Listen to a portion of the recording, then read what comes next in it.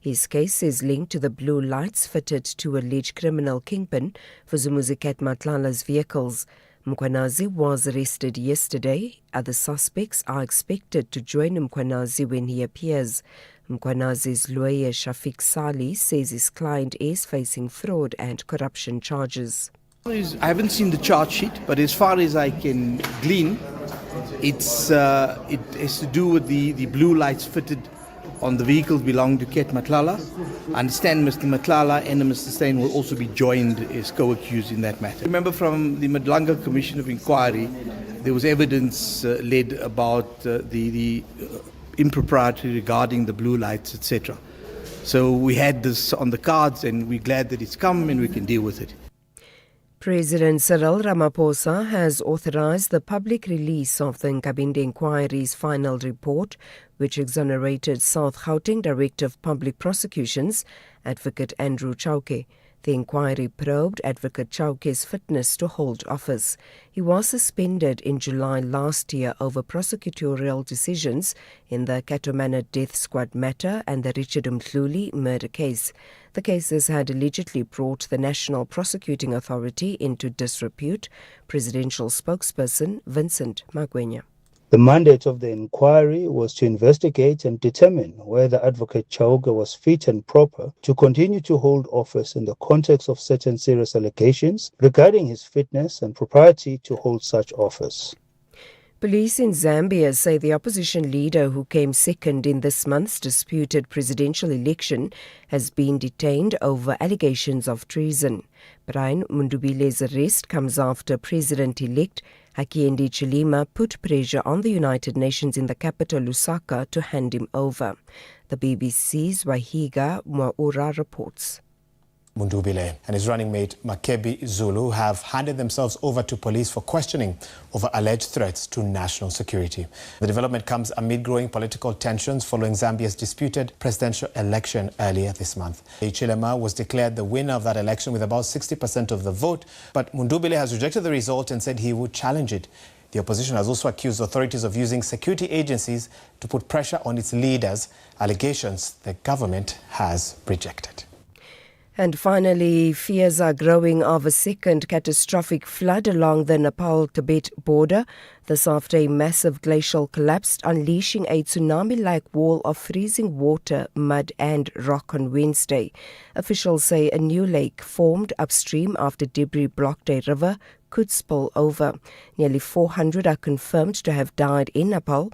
More than 800 others, including 6 South Africans, are still missing. Meanwhile, the search for survivors has continued in northern Nepal and Tibet. Tomwazol Dalla Loga is from the International Red Cross Society. We already took precaution for the teams, but also for the communities we are serving. So, of course, now the first priority is to find people alive, but also to put people alive in safety, so in places that are higher. And then, of course, looking at emergency shelters, relief items, whatever is needed. At least 10,000 families lost everything in a couple of seconds. Recapping the top stories, several senior police officials, including the suspended National Police Commissioner Fani Masimola, are expected back in the Pretoria Magistrates Court this morning. For SAfm News, I am Anne Musa. It's a very good morning to you in your SAfm Sports Headlines Rugby. And it's the Springboks who are unfazed by scrum controversy ahead of the must-win All Blacks rematch. And the T20 series between South Africa, Namibia and Zimbabwe starts today in Windhoek. We'll have all the cricketing details as well as the rugby and more at around 6:30. SAfm, guiding you through the rush hour traffic.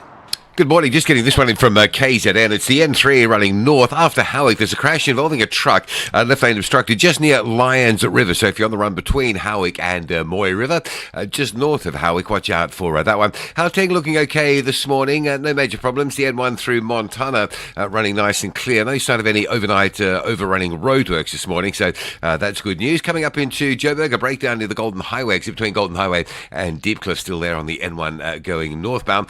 Coming through from the the Potch Highway. That could be a little bit slow if it's there for too much longer. And Cape Town, no obstructions on the highways, but just busy coming in along the N2 through the Khayelitsha corridor. Traffic towards the airport looking slow. And there's a bit of mist around Cape Town this morning. If it's misty where you are, drive carefully. And a reminder, in Rebecca, some protesting this morning on the R75 Uitenhage Road in the Chatty Dip area. With your traffic update, I'm Rob Byrne. The National Briefing on SAfm.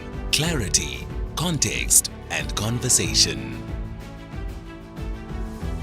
The National Briefing on SAfm. Weekday mornings from 6 to 9.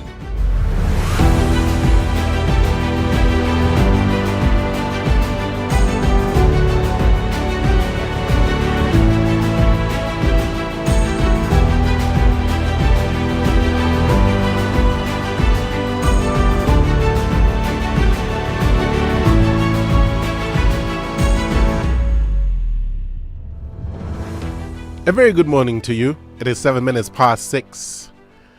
Welcome to the National Briefing on SAfm. The name is Koketso Sachane. In for Kathy Mohlahlana. Kathy is back on Monday. Yeah? All back to normal. Those of us who belong in the middle of the night return where we belong. Dilotsa will see you. I hope you're well. I hope that you're having a good morning. Quite a bit that we have on the table for you as always. The global briefing we have in a few minutes. And this morning we're joined by Dr. Joan, who is a researcher in military science at the University of Stellenbosch. Quite a few stories we need to look at from around the world. Advocate Sipho Mantula of the Thabo Mbeki School of Public and International Affairs, always with us looking at what's happening on the continent. And also in this hour, do you know about the deadline that is looming for you to register your customary marriage? That deadline is the 31st of August. We'll discuss that with Jocelyn Manda, Senior Fiduciary Specialist at PPS. And then before we wrap up the hour, the South African Breweries is calling on National Treasury to permanently link the annual alcohol excise tax increases to inflation. That conversation we have with a representative of South African Breweries. And then on the other side of 7, one of the stories, do you remember the name Minentle Makanya? He's the former architect and principal agent responsible for the security upgrades at Nkandla. The SIU says it has secured a significant judgment against him. We have that question as well, or rather that conversation as well. Here is a question. Are politicians allowed to lose their cool? Are they even on a public platform allowed to be upset and speak out of turn in the face of an accusation, false or not? Joburg Mayor Dada Morero was accused of being a criminal during a public meeting, and this was his response.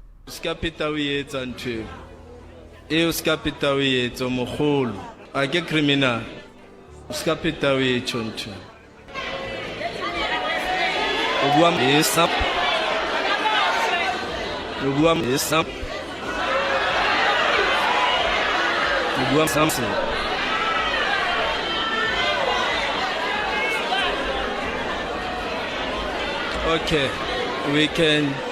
If we say hlompi mutom le rona ra khona o sa hlompi. Re na le capacity tswana le ao. Dada Morero, they're not impressed with being accused to be a criminal by a community member, saying, Oscar Bua ma. Are they allowed? Are they not human? Where do we draw the line? Was Dada Morero out of order, or is he excused because he too is a human being and false accusations cannot fly? Your thoughts on this? Send us your WhatsApp voice notes 0614 104 107 or give us a call 086 000 2032. At 10 minutes past 6, it is the National Briefing on SAfm. Good morning. SAfm supports a litter-free South Africa. Play your part in keeping our surroundings and environment clean. SAfm, leading the conversation.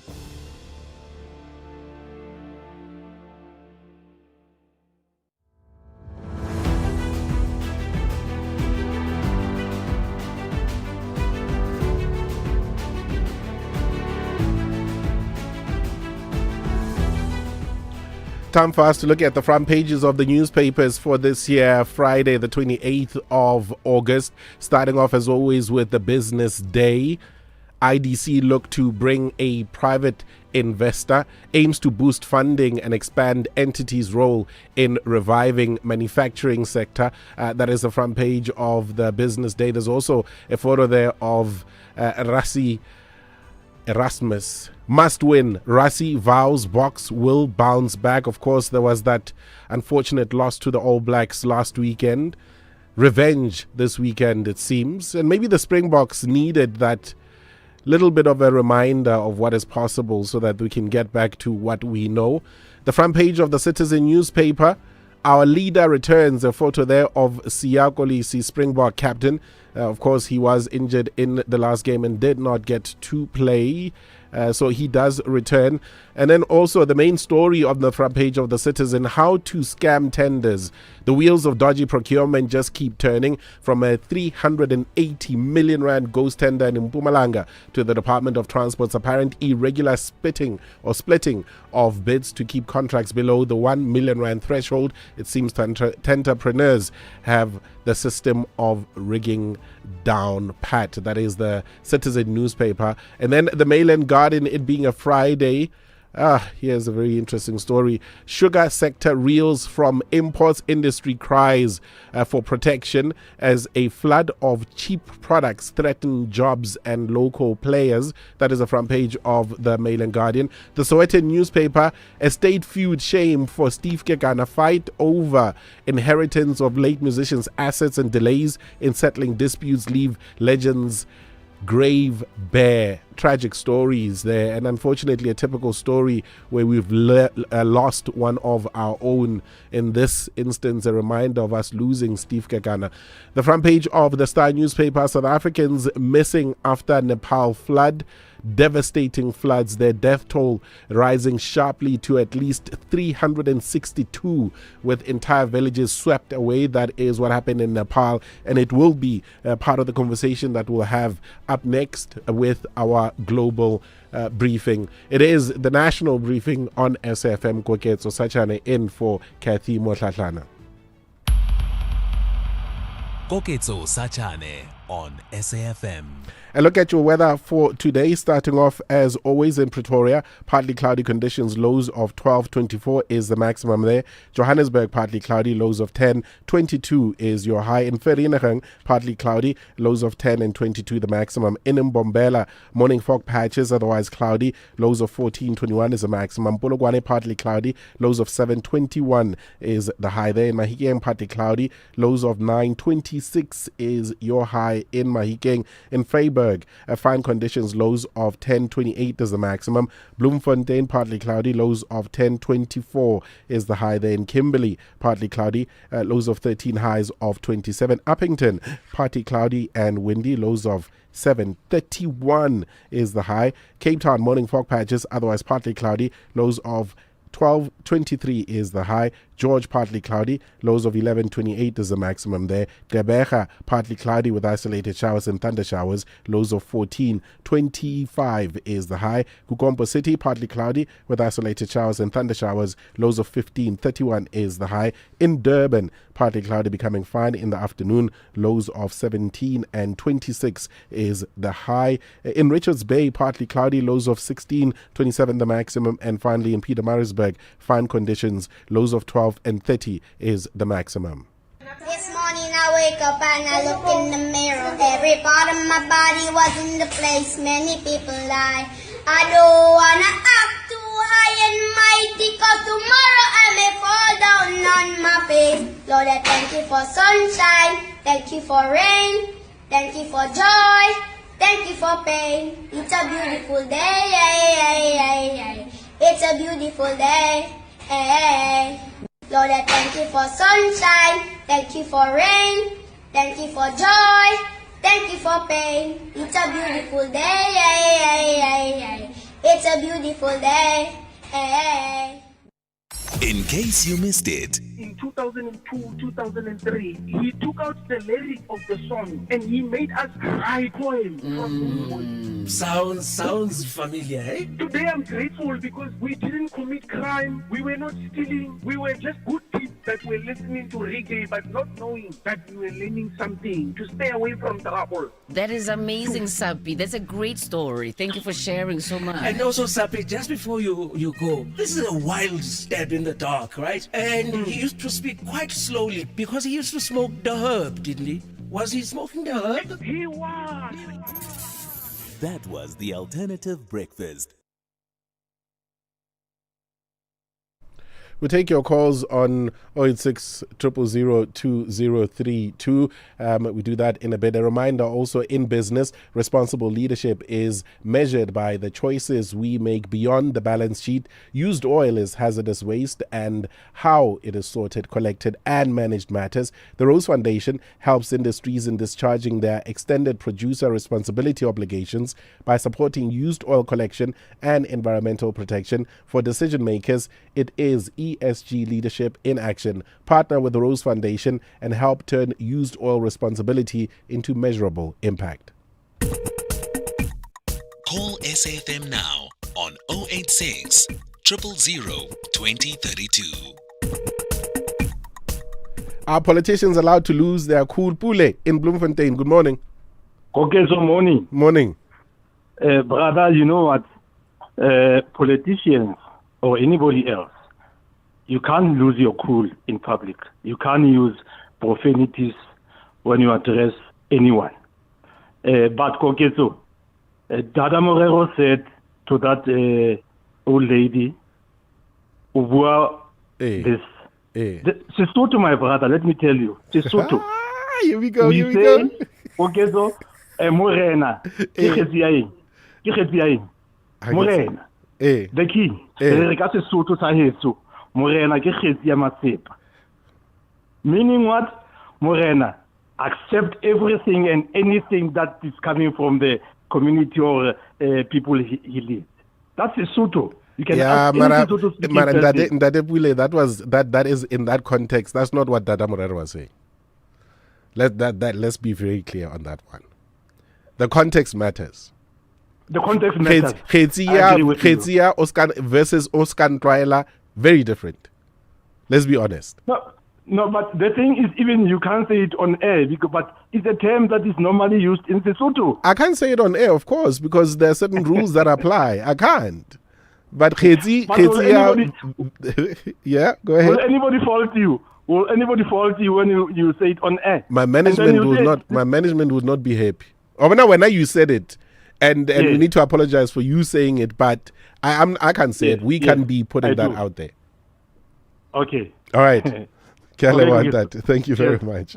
That is Pule in Bloemfontein. Shata in Cape Town, good morning. Shata? Yes, sir. Yes, Moran, go ahead. Yes, Shata. You can never lose the cool in leadership. Yeah. You cannot lose your cool in leadership.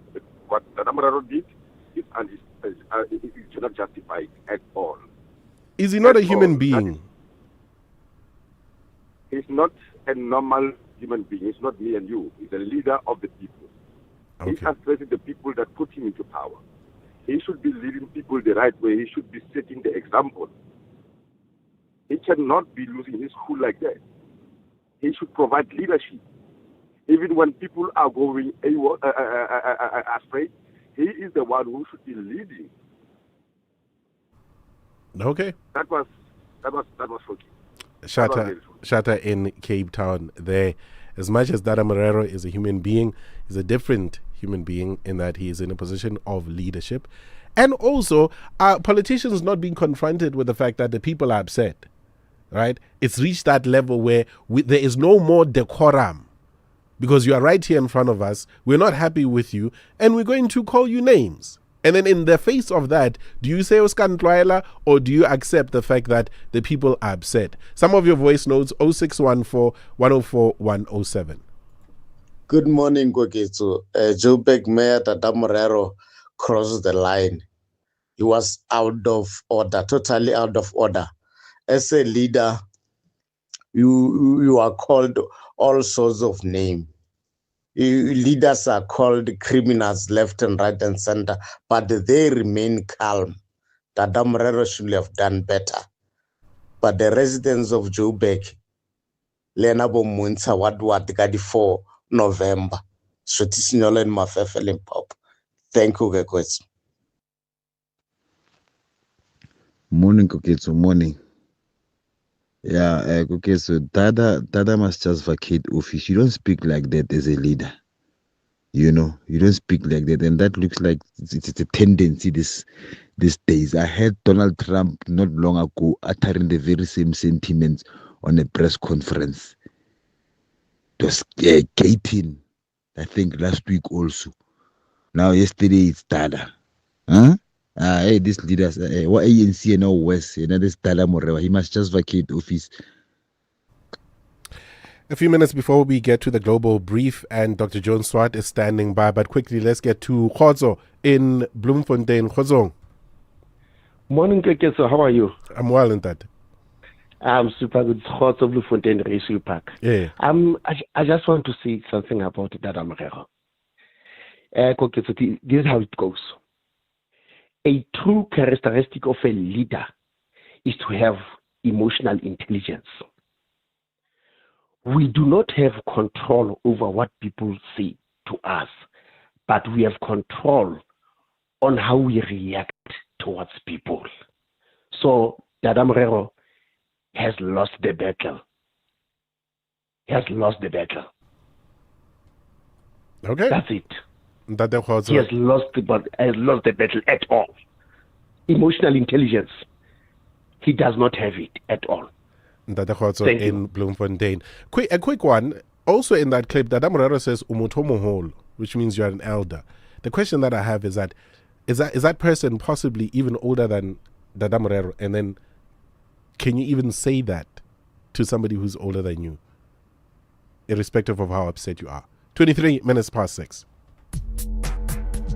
If you're active on social media and love SAFM, we hope you'll take a moment to like or follow our SAFM page on Facebook and Twitter. These are the best places to find all the guest information, conversations, and stories you love from your favorite presenters, along with regular updates from SABC News. And don't forget, you can send your questions to feedback@safm.co.za. SAFM, leading the conversation. The Global Briefing on SAFM. Joining us now, Dr. Joan Swart is researcher in military science at the University of Stellenbosch. Thank you very much for your time, Dr. Swart. Pleasure speaking to you. Politicians swearing at citizens has kind of chowed into the time that we have this morning with you. I hope you're well. Yes, I'm well. Thank you, Koketsu. I think Dr. Joan, there you go. Oh, you got muted there for a second, Dr. Swart. It's a story that we touched on earlier on the front pages of the newspaper, speaking of South Africans that are said to be affected by this severe flooding in Nepal. More than 350 people reportedly killed. This is horrific, Dr. Swart.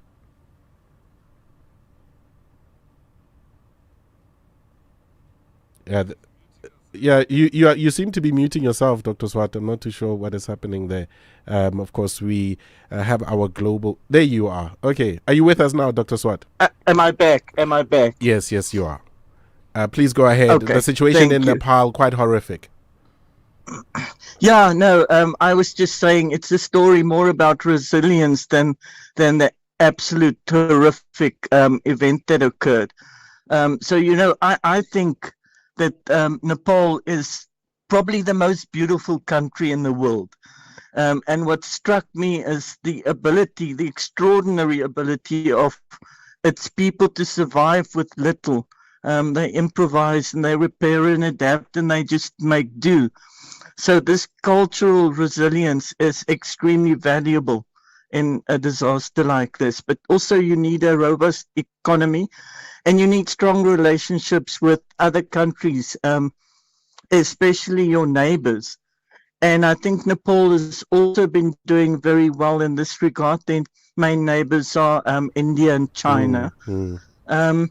So, yeah. No, and we hope that situation improves in finding those who are missing, which includes South Africans, as is reported on the front page of the Star newspaper. And then Russia, Dr. Swart, has accused the UK of playing with fire. Sounds ominous. What's happening there? I want to make it very clear that I do not believe that Russia will deliberately attack NATO territory. They've got the upper hand at the moment, and they will not risk transforming this war that they've got, or special military operation, into a direct conflict with NATO. They've got virtually no reason to do that, as I don't think it will be in their favor as well. So I think we need to distinguish rhetoric and signaling and actual intent. And I think their intent is more, if I can sort of speak for President Putin, which is very difficult to do, but that they will impose costs on Britain, and mainly through Ukraine, I think. And they've got this advantage that they need to play out. For a second there, I thought you were going to be speaking Russian, but I understand, Dr. Swart, I understand. Finally, Meta could possibly pay up to $18 billion to settle claims that its platform is harmful to children. Yeah, it's amazing. And yet the most interesting question is not about the money. Meta has got a market capitalization of $1.45 trillion. But their net profit in 2025 has only been about $60 billion. So this 17 or so billion dollars would be a whole quarter of their profits gone. So the main question is this debate over who's responsible when technology companies design products that can cause harm to any vulnerable population. So the significant part of this is that regulators, I think, are trying to force changes to the product and its architecture itself. So this there may be some practical restrictions, limits on teenage usage, nighttime restrictions, cool hour controls, parental oversights, and so forth. But there's another thing that one needs to look at. And that's the levels of who is responsible. And of course, we start with parents who should decide what their children can access. Government will protect children through regulation. And then technology companies are responsible as well. Most definitely. That's all the time that we have, Dr. Swart. Thank you very much for being with us this morning. Dr. John Swart, researcher and military science at Stellenbosch University. It is the national briefing on SAfm. In for Kathy Mohlatlana. A number of your voice notes and texts responding to that question of whether or not politicians are allowed to lose their cool. This on the back of Tata Morero saying to a member of the public, Oscar Ntloela. We'll get to those in a bit. For now, though, it's 6:30. Time for the latest news headlines with Ann Musa. Good morning. Thanks, Koketso. In the headlines, the end of business today, which is 5 p.m., is the Electoral Commission's deadline for political parties to submit their lists of candidates ahead of the local government elections. Several senior police officials, including the suspended National Police Commissioner, Fanny Masemola, are expected back in the Pretoria Magistrates Court this morning. Masemola is facing 4 charges under the Public Finance Management Act. And suspended EMPD Deputy Chief Julius Mkwanazi is expected to appear in the Germiston Magistrates Court east of Johannesburg today. His case is linked to the blue lights fitted to alleged criminal kingpin Fuzimuzikat Matlala's vehicles. I'll have details on these and other stories at 7. SAfm, guiding you through the rush hour traffic. Good morning. Just a reminder, we do have reports coming in from the Rebecca region down in the Eastern Cape about protesting Chatty Dip section. If you're on that Uitenhage Road going in and out of Rebecca, there may well be some disruption around that. We'll just keep an eye on it for you. You can also help us out if you've been along that Uitenhage section this morning, 084 30 30 345. Get in touch via the WhatsApp line. Traffic looks all right. It may not have been too serious, but always worth knowing that there is some unrest in the area. Joburg Z3 under pressure this morning from Elands Interchange up towards Van Buren Road, despite volumes being a little bit easier this Friday. Not so the case on that section of the N3, still jam-packed. Durban, Hudstead Highway, north to Wiltshire, JG Champion out of Palm View towards the R102. Those two routes are pretty heavy. Cape Town this morning, N1 inbound of Sable Road, N2 around Jan Smuts. Those routes under some pressure as well. And Baden-Powell Drive slow coming into Strandfontein Road. Backlogs for those heading through towards Muizenberg. With your traffic update, I'm Rob Byrne. This is SAfm Sport with Zai Khan. The first one for this morning. Hello, Zai Khan. I hope you well. As too well. One person who seems to be well and well enough to return is Siya Kolisi, who's back for the Boks tomorrow in their revenge Don't Act Like We Forgot match against the All Blacks. No, we didn't. And guess what? The captain is back. And you know, Kogetso, there's an old saying. It's an old sporting saying. You know, availability is the best ability. But Siya Kolisi, he made sure, you know, he was available at the right time, not just the earliest time. So, you know, definitely, you know, talks about his leadership and not just lifting his hand and putting the team first. And that's what you have to, you know, give him kudos for. He's been taking a patient and responsible approach to his recovery ahead of tomorrow's must-win rugby's greatest rivalry test against the All Blacks in Cape Town. Now, prop Thomas du Toit says Kolisi refused to rush his comeback until he was fully fit, saying that the skipper's leadership and his vocal presence have already lifted the squad ahead of this crucial clash. On to cricket, and the stand-in Proteas captain Bjorn Fortuin says South Africa have put last year's shock defeat to Namibia behind them ahead of today's T20 Tri-Series opener in Windhoek. Fortuin says there are no scars from that loss, adding that the Proteas squad sees the series against Namibia and Zimbabwe as the perfect opportunity to stake a claim ahead of a busy international season. Now, Mamelodi Sundowns coach Miguel Cardoso saying there's no panic inside the Brazilians' camp despite recent criticism after their 5-2 league win over Amazulu. Cardoso insists the club remains united.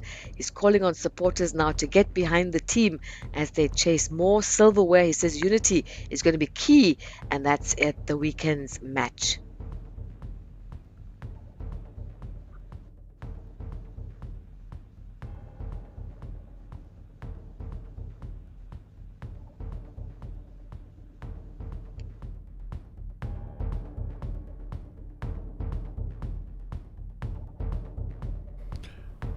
We seem to have some technical difficulties. We'll get to that clip in the next bulletin. All right, let's go to UEFA. They're preparing a criminal legal proceeding against FIFA President Gianni Infantino over a now abandoned proposal to sell stakes in the World Cup and other competitions to private investors. European football's governing body alleges criminal mismanagement, saying FIFA must be governed as an institution, not around one individual. And finally, golf. South Africa's Cassandra Alexander is the Ladies European Tour's #1 player. She fired a stunning course record on day one of the KPMG Women's Irish Open at the K Club Palmer South course. Alexander birdied 3 of her first 4 holes and then went on a blistering run on the back 9, carding birdies on the 10th, 11th, 12th, 14th and 18th to finish 4 shots clear off the field. It was her lowest round of the 2026 season. Italy's Alessandra Finale, England's Lily May and Czech Republic's Jana Melitova and the Isle of Man's Anna Dawson sit tied for second on 5 under. That's your sport on the National Briefing. Swing back for more at the top of the hour. I'm Sai Khan. This FNB Market Brief is brought to you by FNB Business, empowering South African entrepreneurs with the relevant insights they need to grow and succeed every day. The Market Brief with Ndauleng Lechela on SAfM. A very good morning to you, Ndauleng. I hope you are well and the flu has not gotten you. Happy Friday, Koketso. I am feeling much better, thankfully. I hope you're well as well. All is well. Quite a bit to look at. Fed Chair Kevin Wash facing high stakes. Also, SK Hynix expanding its U.S. footprints. You're absolutely right there. And let's kick things off with monetary policy. It's D-Day for Mr. Wash as he faces a closely watched test today when he addresses the central bank's annual Jackson Hole Symposium. Now, markets are looking for clues on inflation, interest rates, and how the Fed will respond to economic data after Wash has largely avoided traditional forward guidance since taking the helm in May. Now, his 5 task forces are reviewing everything from inflation and the Fed's balance sheet to technology and communications. But with Treasury yields rising and fiscal intervention adding complexity, analysts warn a vague message could unsettle markets. Now, investors want greater clarity on what would trigger another rate hike or even a cut. Then moving over to company news, SK Hynix expects the global memory chip shortage to persist through 2030, highlighting the strength of demand being driven by the AI boom.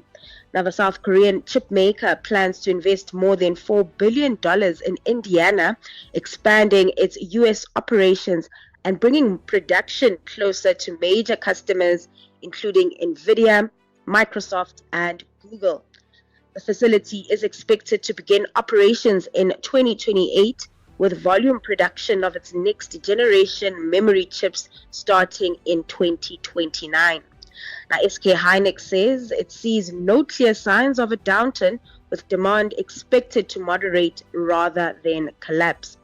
The investment will also create about 7,000 direct and indirect jobs.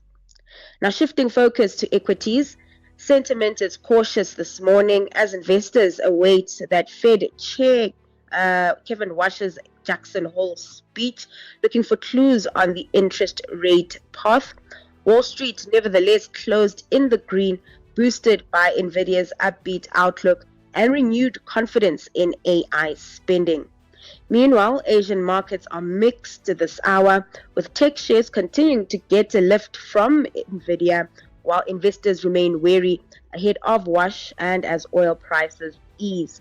Back home, the JSE closed marginally lower yesterday, with the all-share down 0.01% as local investors take their cue from global markets and commodity prices. Lastly, the rand pretty steady this hour, currently around 15.99 to the dollar, 21.73 to the pound, and 18.63 versus the euro. And that's your market brief. Catch you back in the second hour of the show with more. The FNB Market Brief was brought to you by FNB Business, your dedicated partner with decades of expertise building and growing South African businesses. FNB, help changes everything. FNB Business is proud to partner with SAfm's The National Briefing. We stand shoulder to shoulder with South African entrepreneurs and businesses because we know building a business is a 24/7 commitment. Whether you're managing cash flow, planning for growth, or navigating challenges, we deliver the sharp insights and practical solutions you need to move forward with confidence. From smart funding options to expert business advice, FNB Business is right there with you. Visit fnb.co.za/business. FNB, help changes everything. Africa in Focus with Advocate Sipho Mantula on SAfm. At 20 minutes to 7, Africa in Focus. Of course, researcher at the Thabo Mbeki African School of Public and International Affairs is the dear brother, Advocate Sipho Mantula. Mo Africa, good morning. And thanks for this week, Koketso. A very hectic week in the politics of the continent. Even if others we did not capture. Salva Kiir met with the president yesterday. We have covered it this week. We've been on Zambia the whole week. We'll still be on Zambia as well as Tanzania. And as you know, our archives heavily loaded today. Most definitely. And what is also loaded today is a special day for you, Earth Day. Happy Earth Day to you, my dear brother. We were blessed on this day those years ago, and we have you with us. So I hope you enjoy your day today. Let's start off in Zambia, and the level of instability on the continent, especially in SADC, is of great concern. I mean, Zambia as a start, on the back of those elections and the contested re-election of Hakainde Hichilema, the opposition there looking to the AU for assistance. That is quite true, Koketso. And even yesterday on the media cables and the Twitter streets, seeing the images of Brian Mudumbile and some of his colleagues being arraigned and arrested for those alleged treason charges. But the former diplomat Emmanuel Mwamba calling on the AU to stop the 1st of September inauguration of President-elect Hakainde Hichilema. Now, they are calling for the AU to say that, but render that swearing as a judicial scrutiny because there was an issue that they were never allowed to lodge their presidential petition. Now, this is worrying, Koketso. You will understand that the issues of Zambia post the 13th of August have been highly contested from this week in terms of the closing of the courts and this lifeline of 25th of August when there was no presidential petition that was submitted because courts were closed. There was police and soldiers, and now they have confirmed that since there was no petition, that will give Hakainde for an inauguration on the 1st of September in terms of their constitutional provisions. I don't think they should go far as Addis Ababa, so they should come to our neighbor, Gaborone, and as well as in South Africa, as we are the chair of SADC, to raise those issues. Most definitely. Tanzania, I mean, we learned of the resignation, or was it the kicking out of the vice president there. The political crisis deepening in that country. Deepening indeed, Koketso. You are correct. Whether was he pushed or did he resign voluntarily, Emmanuel Chimbi. Now he has been charged by the party saying he was ill-disciplined. They have nominated the energy minister, Njembi, to become the vice president of Samia Sulu. Issues, Koketso, were around what happened last year in October, the post-election violence in Tanzania. It means this is a crime that Emmanuel Nchimbi is now suffering from. He said that next week his resignation will take effect on the 4th of September. Worrying once more, once you see in the ruling party there are factions and fractions that we are seeing. This is the party, Chama Chama, that has been there since 1961. Now we see the separation, we see the confrontation at the highest level. Most definitely. You mentioned Botswana earlier, and we're learning of Botswana and the U.S. deepening their defense cooperation. What are the details there, Mwafrika? I've seen Sophie posting on the Human Rights Conference in Botswana, but we never saw this one coming of this exercise.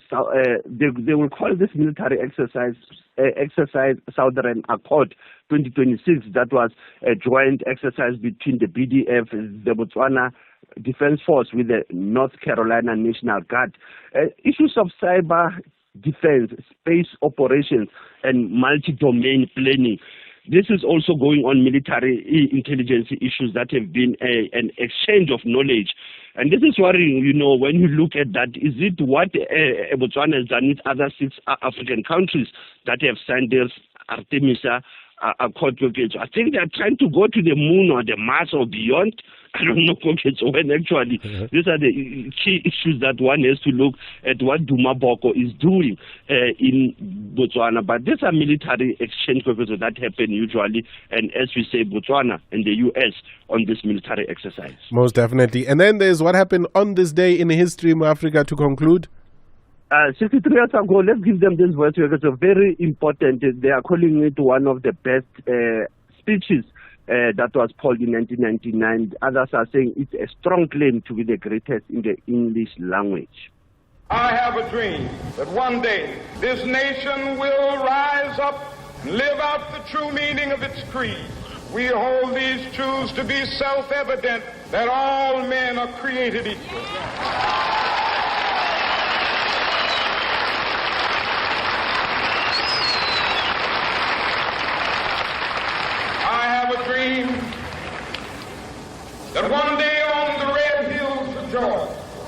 sons of former slaves and the sons of former slave owners will be able to sit down together at the table of brotherhood. I have a dream that one day,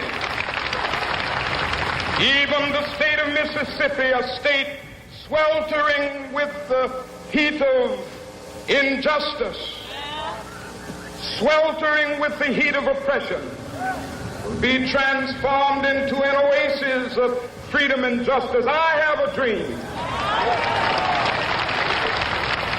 My 4 little children will one day live in a nation where they will not be judged by the color of their skin, but by the content of their character. Okay, so that was a speech that was made by Martin Luther King Jr. On the 28th of August 1963. This was a march around jobs and freedom, a very important speech, okay, so that was made by Martin Luther King. What I like about him is even though we face difficulties of today and tomorrow, we still have a dream, okay, so, and when we try to add it further, it is deeply rooted in an African soil, in an American soil, but we still believe in an African soil, Koketo. And I think very important as we are closing this week of Martin Luther King, and we will close the Women's Month properly Monday, Koketo. We are still on the Women's Month. Monday, Tuesday, we'll be dealing with the Heritage Month. Asante sana Africa, as we are still leading the conversation. Raleboham Africa, and enjoy the rest of your special day today. It is 13 minutes to 7. There's been no electricity for a week because my neighbours overloaded the transformer with their illegal connection. My daughter can't study at night because my neighbour blew our transformer by bridging his meter. My neighbours have been buying electricity from illegal vendors and using it carelessly. We live amongst them and allow them to vandalise vital electricity infrastructure. We need to stop that. Report illegal connections to Eskom on 0800 112722 or the SAPS. Save your transformer. Save lives. Your weekend football is sorted on SABC. Friday at 8:30 p.m. Bayern Munich faces VfB Stuttgart in the Bundesliga, live on SABC Sport Channel on DTT, OpenView and SABC Plus. Saturday at 4 p.m. Bournemouth take on Everton in the Premier League, live on S3. The MTN 8 semi-final second legs are live on SABC 1. Sekhukhune United facing Orlando Pirates, followed on Sunday by Mamelodi Sundowns against Golden Arrows. 4 massive fixtures, one football weekend, live on SABC Sport for the love of the game. Head to Dis-Chem for great value on everything you need. Look out for the yellow label to enjoy bulk savings on Better Rewards brands. Swipe your Better Rewards card to get 2+1 cheap is free and an extra 10% off any Kotex products. Plus, get 2+1 cheap is free and an extra 10% off any Island Tribe Sun Care products. Valid until 13 September at Dis-Chem. Better health starts here. Mavis, I wonder if I should sell my car. I'm not sure where to go. Wanna sell your car, but don't know what to do. You don't have to go far, we come to you. If you're rolling on a 1.5 or a Lacquer 2.2, doesn't matter what you drive, we buy cars once you. We Buy Cars, the easiest way to sell your car by far. Your weekend football is sorted. We mentioned that, and also a reminder that Mzansi, every win matters. Airtime and data to stay connected. 10,000 Rand to help with essentials, or even 100,000 Rand that could change the whole family story. Watch Scheme Sum at 7:30 p.m. A new time slot for Uzalo at 8 p.m. and Generations The Legacy at 8:30 p.m. every weekday. Most importantly, spot the daily show code on screen. WhatsApp it to 076-288-7863 for your chance to win. It's 90 days of winning and 90 minutes of drama on SABC 1. T's and C's apply. Visit sabc1.co.za. In case you missed it. In 2002, 2003, he took out the lyrics of the song and he made us write poems. Sounds familiar, eh? Today I'm grateful because we didn't commit crime, we were not stealing, we were just good people. that we're listening to reggae but not knowing that we're learning something to stay away from trouble. That is amazing, Sapi. That's a great story. Thank you for sharing so much. And also, Sapi, just before you go, this is a wild stab in the dark, right? And he used to speak quite slowly because he used to smoke the herb, didn't he? Was he smoking the herb? He was. That was the Alternative Breakfast.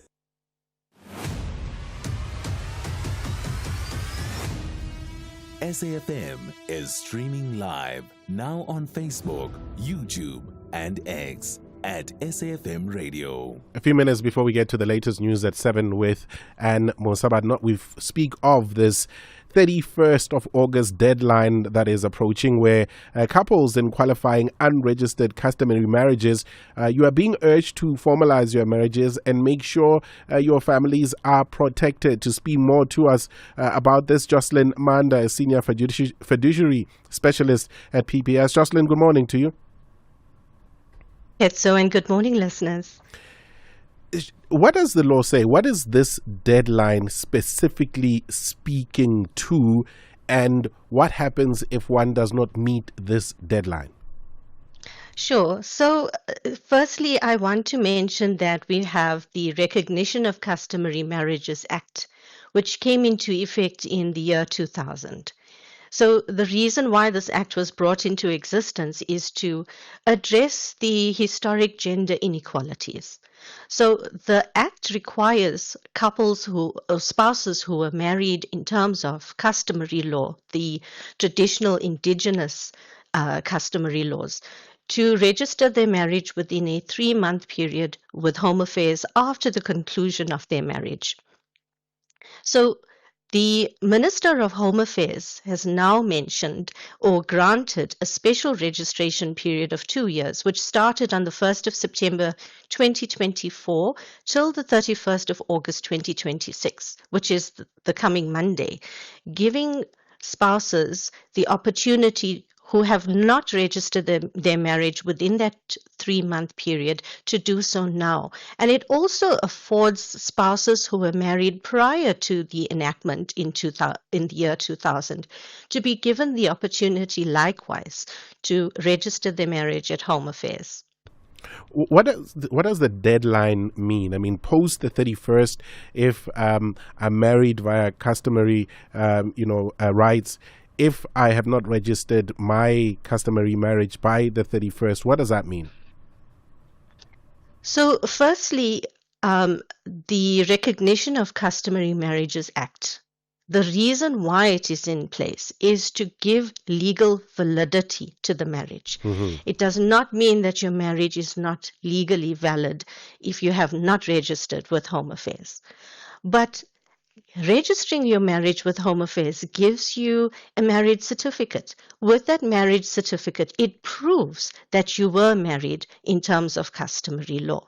And remember, although the marriage is legally valid without the registration, having your marriage registration gives spouses the opportunity to have those civil protections, those legal protections, insofar as inheritance laws are concerned, insofar as giving access to property is concerned as well.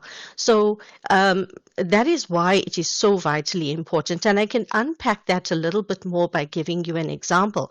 So in terms of the Recognition of Customary Marriages Act, if you are married in terms of, in accordance with that, the customary laws, your marriage is said to be in community of property, which means the assets belonging to both parties forms part of a joint estate. So you have an equal, undivided share to those assets. Unless, of course, you, like with all other marriages, if you had registered an antenuptial contract prior to entering into that customary marriage, then of course it would follow different laws. But so long as your marriage is in community of property, it means you have entitlement to a half share of the assets. And especially when one of the parties passes away, how are you then going to claim property rights? Yeah, Ms. Manda, I don't want to cut you because we are out of time. But quickly, post the 31st, what happens? Can I still register my customary marriage? Yes, you can. It just becomes a little bit more difficult through a passage of time if you have married many years prior to actually prove or to take witnesses with you to home affairs from both sides of the family to confirm that Right. there was the existence of this customary marriage. We appreciate your time this morning. Jocelyn Manda is Senior Fiduciary Specialist at PPS. It's 4 minutes to 7. Koketso Sachane on SAFM. South African Breweries is calling on National Treasury to permanently link annual alcohol excise tax to increases to inflation, saying a predictable framework would provide certainty for businesses, protect investment, and support jobs across the beer value chain. Joining us now, Fatsani Banda is SAB Manager for Excise and Public Policy. Thank you very much for your time this morning, Fatsani. Good morning. Good morning, Koketso, and good morning to your listeners for tuning in. Much appreciated. If you could maybe briefly explain the significance of this call that you're making to Treasury. How does it protect yourself as a business, but also us as consumers? I think firstly, we need to note that SAB has consistently over the last 5 years made submission to National Treasury and to the Standing Committee of Finance at Parliament, asking for greater tax certainty and predictability in the excise tax increase. And if we just look at the data over the last 12 years, only on 3 occasions has the excise tax been in line with inflation. The rest of the period has been quite volatile. And it's really affected our ability to business plan as well as to plan into the future. And we're really saying to National Treasury that tax certainty and tax predictability is important for our industry. We would like to make planning, 1-year planning at least, quite constructive, and we'd like to invest into the medium term, but we can't do that with the current tax environment. We also think the above-inflation excise increases have put the legal beer market at a disadvantage compared to the illicit market due to these increases increasing the price gap between legal and illicit products. So we also have concerns around how the excise is really affecting or really making the illicit market more competitive. You've made those submissions before Parliament, and I'm sure there are ongoing conversations. Is there any indication at all, Fatsani, that Treasury is hearing you out and there would be a possibility to resolve what you're asking for? Well, currently in the excise policy review, which has been tabled or had been tabled rather 2 years ago, and we're still under ongoing conversations with National Treasury around the contents of that, the current proposals by the National Treasury include increasing excise up to 10% being entrenched in the framework. Now we say, of course, the fiscus is not stable, but to include such a high increase in excise taxes into perpetuity is going to just destabilize the economic impact of the beer industry, encouraging the growth of the illicit alcohol market. And because consumers are currently in a very cash-strapped environment, only encourage consumers to go away from legal products towards illicit alcohol products. So we're currently challenging these proposals and saying, think about the illicit alcohol market, think about protecting consumers from unhealthy and illegal products, and really be concerted about making a CPI-linked excise increase one of the long-term implications of this excise policy review. All right, we appreciate your time with us this morning, Fatsani Banda, SAB Manager for Excise and Public Policy. A reminder, on the other side of 7, one of our big stories, of course, has to do with, I did ask if you remember the name, Minentle Makanya, the former architect at Nkandla, the SIU saying they've secured a significant judgment against him. Also, the Defense Department warning that the SANDF is facing a serious financial crisis. What is going on with the SANDF in relation to money? What does it mean for the country? We have those discussions amongst many others on the other side of 7. For now, though, it's time for the latest news with Ann Musa. Theft, accident, and 1 million rand third-party cover for your older car. Outsurance Essential has it all. Get a quote. SMS CAR to 43185. That's CAR to 43185. Outsurance Essential is made for older cars. Claims are paid in cash within 5 working days, and you choose your own panel beater. SMS CAR to 43185. That's CAR to 43185.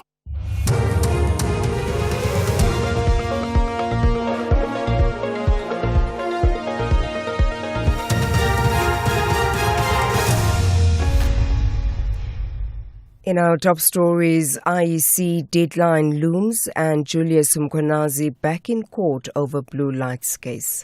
Good morning.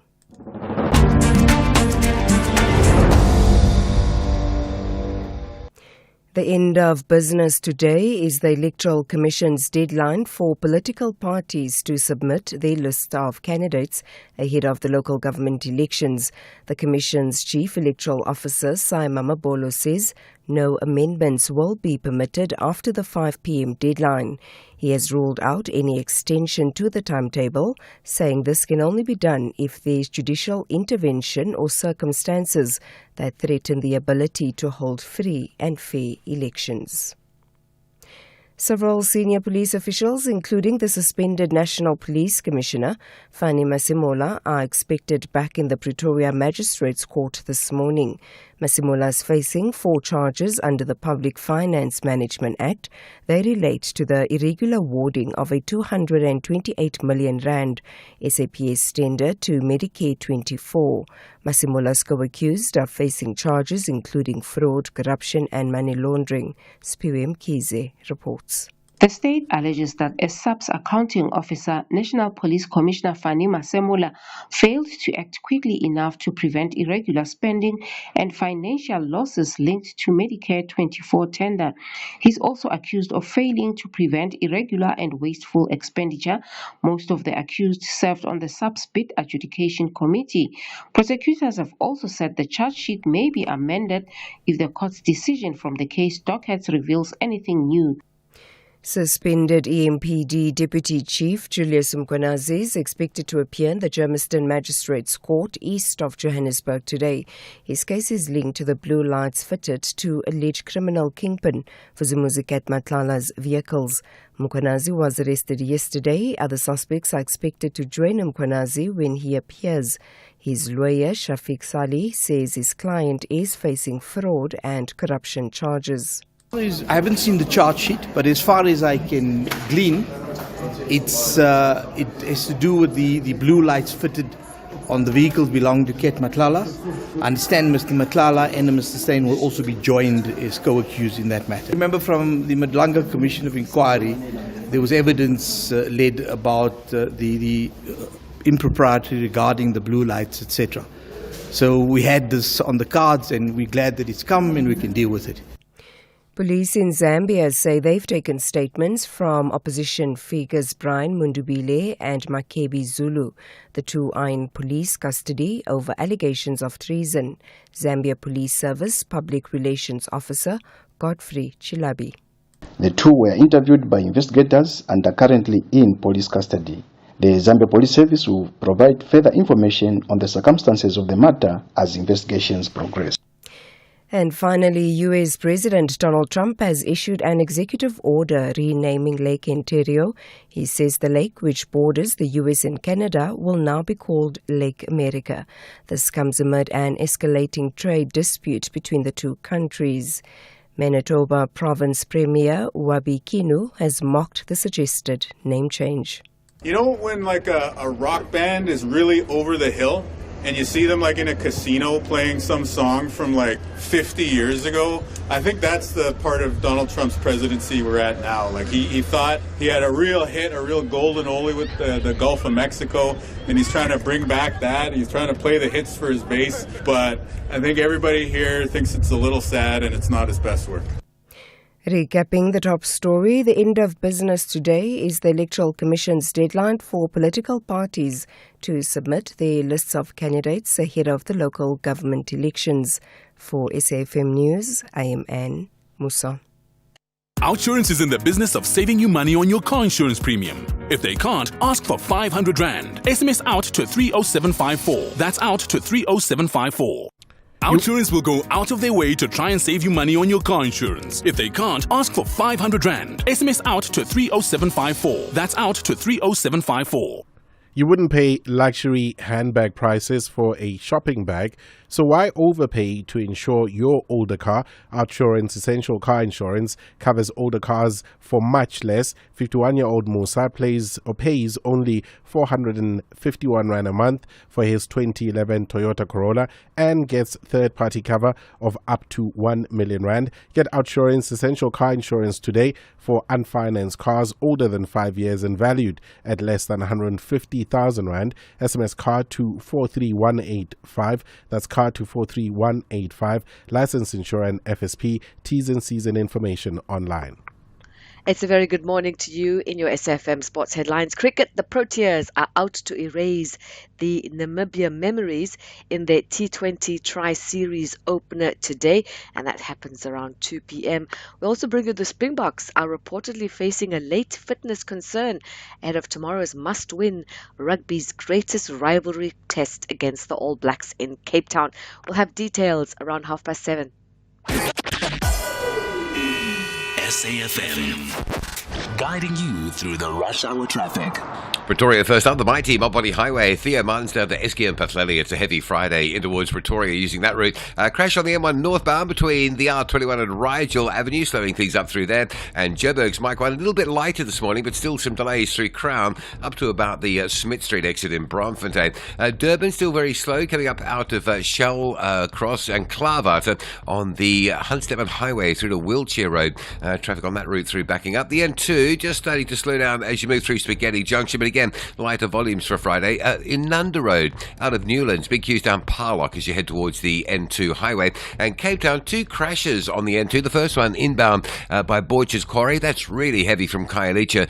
The second one, after that, on the N2 inbound at Rappenberg Road, and that's causing a pushback back towards the N7, Jake Scovell Drive exit. With your traffic update, I'm Rob Byrne. The National Briefing on SAfm. Clarity, context, and conversation. The National Briefing on SAfm. Weekday mornings from 6 to 9.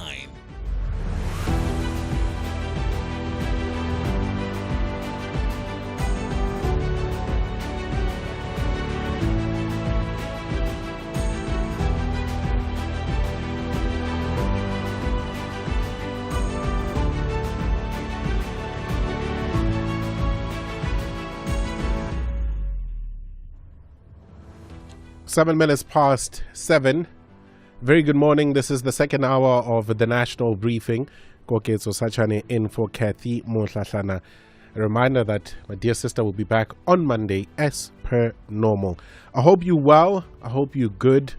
And that in your part of the country, there are not issues. If there are any, just share them with us. And we can see what we can do.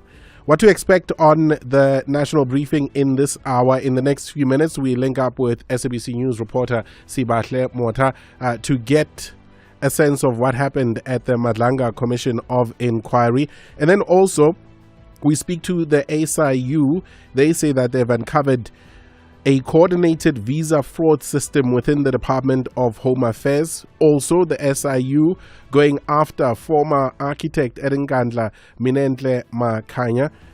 There's also the matter of the Defense Department warning that the SNDF is facing a serious financial crisis. And then a question, how many charges is Julius Mkhwanazi facing? We heard from Ann Musa in the news at 7. He's been arrested once again. I'm counting at least 3 now. Or is there more? It's like DJ Khaled. Another one. It's 9 minutes past 7. Good morning.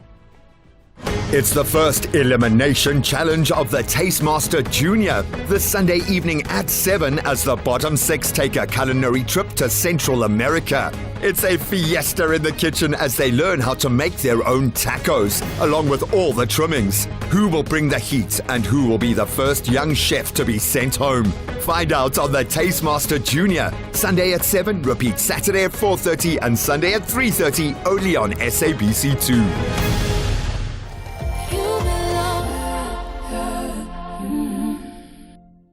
This is what progress sounds like.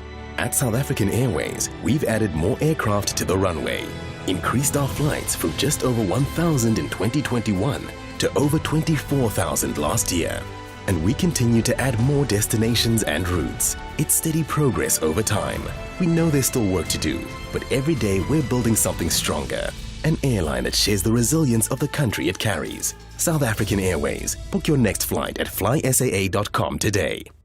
As a business owner, you're always looking for ways to save money. But have you looked at saving on your business insurance premium? With OUTsurance Business Insurance, you could save big, like Bosmansdam High School. We were with our previous insurance for 10 years plus before switching to OUTsurance Business Insurance. We are saving 3,705 Rand per month. It was so quick and easy, we should have switched sooner. Ready to switch and save? Visit outsurance.co.za or call 08600 60,000 today. Licensed insurer and FSP. TCs and information online.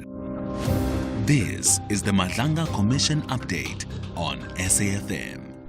Quite a lot was heard at the Madlanga Commission of Inquiry, where we saw appearing before the commission former head of the Hawks, Lieutenant General Godfrey Lebeya, telling the commission that he was apparently denied state-funded legal assistance ahead of his testimony. SABC News reporter is Sibahle Mota, who joins us now. Always a pleasure, Sibahle. Good morning. Good morning to you, Gogeto, and good morning to the listeners. Godfrey Lebeya taking issue with his state-funded legal assistance being denied, but the commission saying that is not within our domain.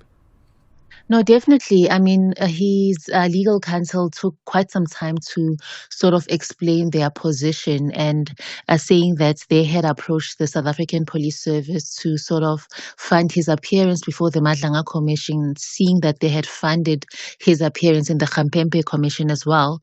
And, his legal counsel just speaking to the commission and saying that Godfrey Lebeya actually wants to help the commission get to its findings by being here.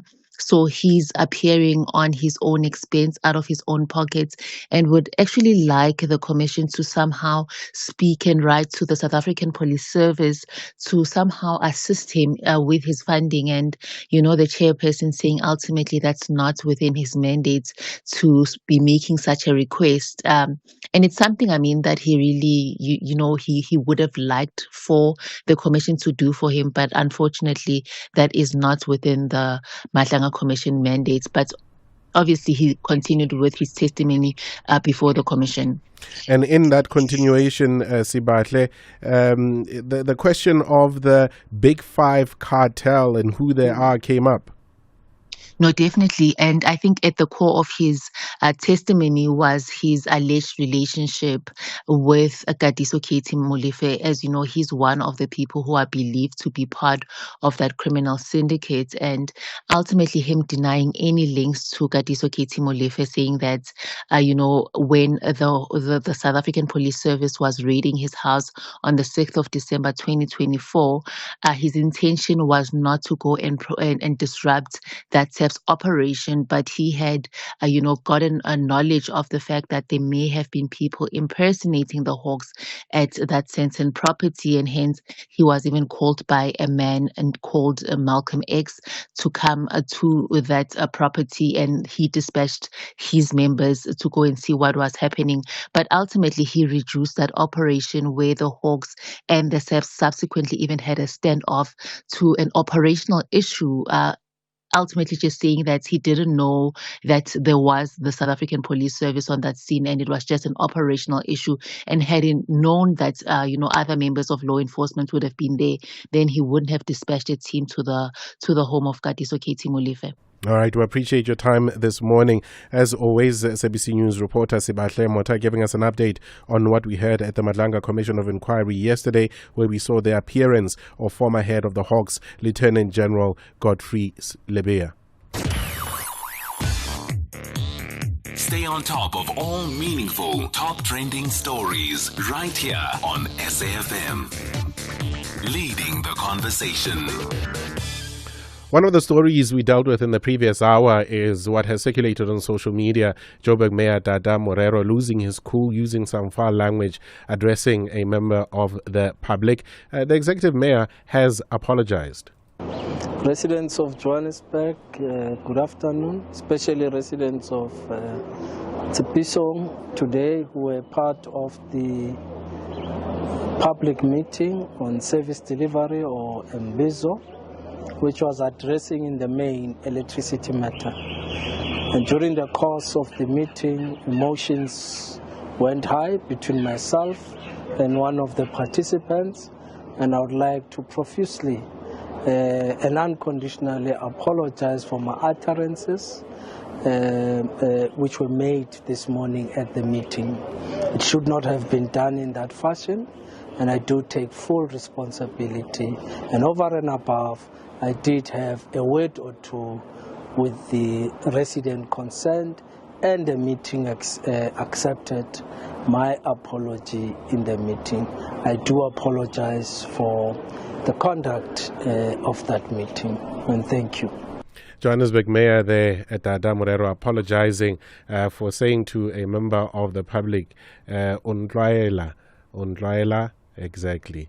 You know exactly what he said. He apologizes. He is a human being, yeah? Do you accept his apology? That is the question. It's 16 minutes past 7.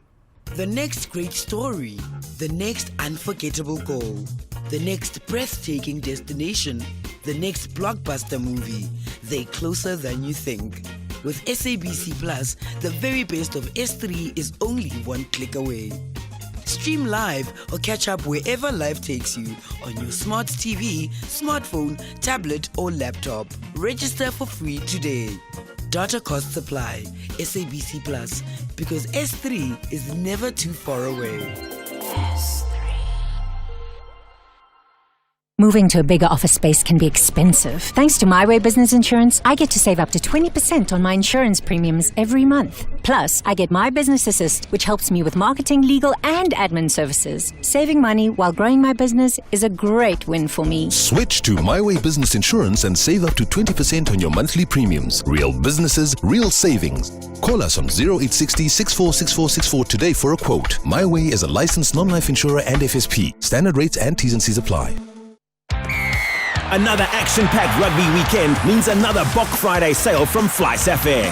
That's right, we're back with another winning deal to get the gears going and the fans moving. Starting from 10 a.m. today, for 80 minutes only, all domestic flights to and from Cape Town will be 30% off for travel until 30 November 2026. Get to flysaffair.co.za, score unbeatable savings and fly like a champ. SAfmRadio, trusted domestic carrier of the Springboks. T's and C's apply. Koketso Sachane on SAFM. The SIU yesterday announcing a number of developments on different matters. There is firstly what they've uncovered as a coordinated visa fraud system within the Department of Home Affairs, and then also securing a significant judgment against former Ngandla architect Minenhle Makanya. To speak to us on this, we're joined by Selby Mukhoto, who's a spokesperson for the SIU. Selby, thank you very much for your time. Good morning. Good morning, Dr. Joe. Thank you for inviting us, and thank you for having us on your show. It's Mokhoto, not Mokhoto. Just that correction, please. No, definitely. Starting off with what we have seen repeatedly over the years, issues that are troubling the Department of Home Affairs, and again, significant work that you're doing as the SIU. What have you uncovered this time around? Well, Kokecho, as per the proclamation, says the outcome and presentations of the proclamations that we discovered over the past 2 days, we have found that indeed there were some egregious concerning warrant claims relating to the appointment at the university in particular. Based on the presentation that we made to the Portfolio Committee on Higher Education, we are lucky because the Department of Higher Education, Home Affairs and Employment and Labor were also in attendance. And we emphasize the importance of synchronization, of synergizing the workflow to minimize the instances of corruption, especially in the appointment of academics. But also it was found that the admission criteria at the university was found also to be irregular. We looked at instances, for instance, from around 2017 to 2025, and the picture that was presented relating to the admission criteria, the appointment of the personnel, the procurement of critical infrastructure, the appointment of security companies, All this actually were done in gross violation, gross disregard for rules and regulations governing procurement. So it is our firm belief and conviction that if ever we have got system, proper governance structures, proper oversight mechanisms, all these cases will become minimal. Selby Mahoto is spokesperson for the SIU, talking about the most recently shared information around the work that they are doing, the investigations that they are busy with. The referrals to the NPA in Dada Mahoto, 278 of them. It's quite alarming for us as citizens to see the depth of what seems to be a larger issue at the Home Affairs Department.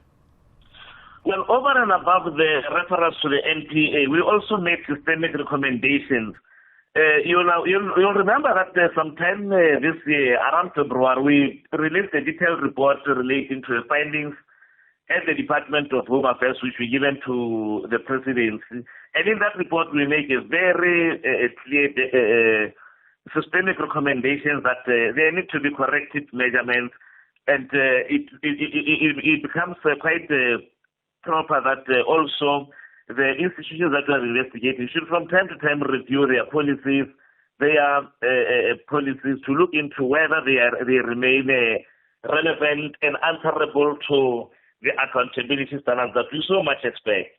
In relation to the issues of the academic, for instance, I'm also pleased because even the portfolio committee made a very good proposal to the effect that they would also support the proclamation to look into the appointment criteria, the recruitment in its entirety, so that we do not have wrong people in wrong positions. And ultimately, for instance, at the University of Water, there is an academic that we investigated. We found that the appointment of this to his position was flawed. And ultimately, upon resumption of that opportunity, he also contributed massively to wrongdoing and resulted in serious financial losses. And when we checked, there was no vetting, there was no admin process that preceded the appointment. So it was a free-for-all type of a situation, and the university bled financially as a result of this wrong decision-taking process. Another matter that, as the SIU, you have been dealing with in Dada Mahoto has to do with Minenhle Makhanya, the former architect at Nkandla. Quite a bit of time has passed, at least from those of us who last heard of the name Minenhle Makhanya. What is the work that the SIU has done over the years, and what have you found? Well, Kokejo, on the Minenhle Makhanya issue, what I can put first is that we are happy because this judgment is actually setting a precedent legally in terms of the requirements that need to be put in place as and when there are security upgrades at the private residence of the head of the state. We know that as head of the state, there is a need for regular security assessment.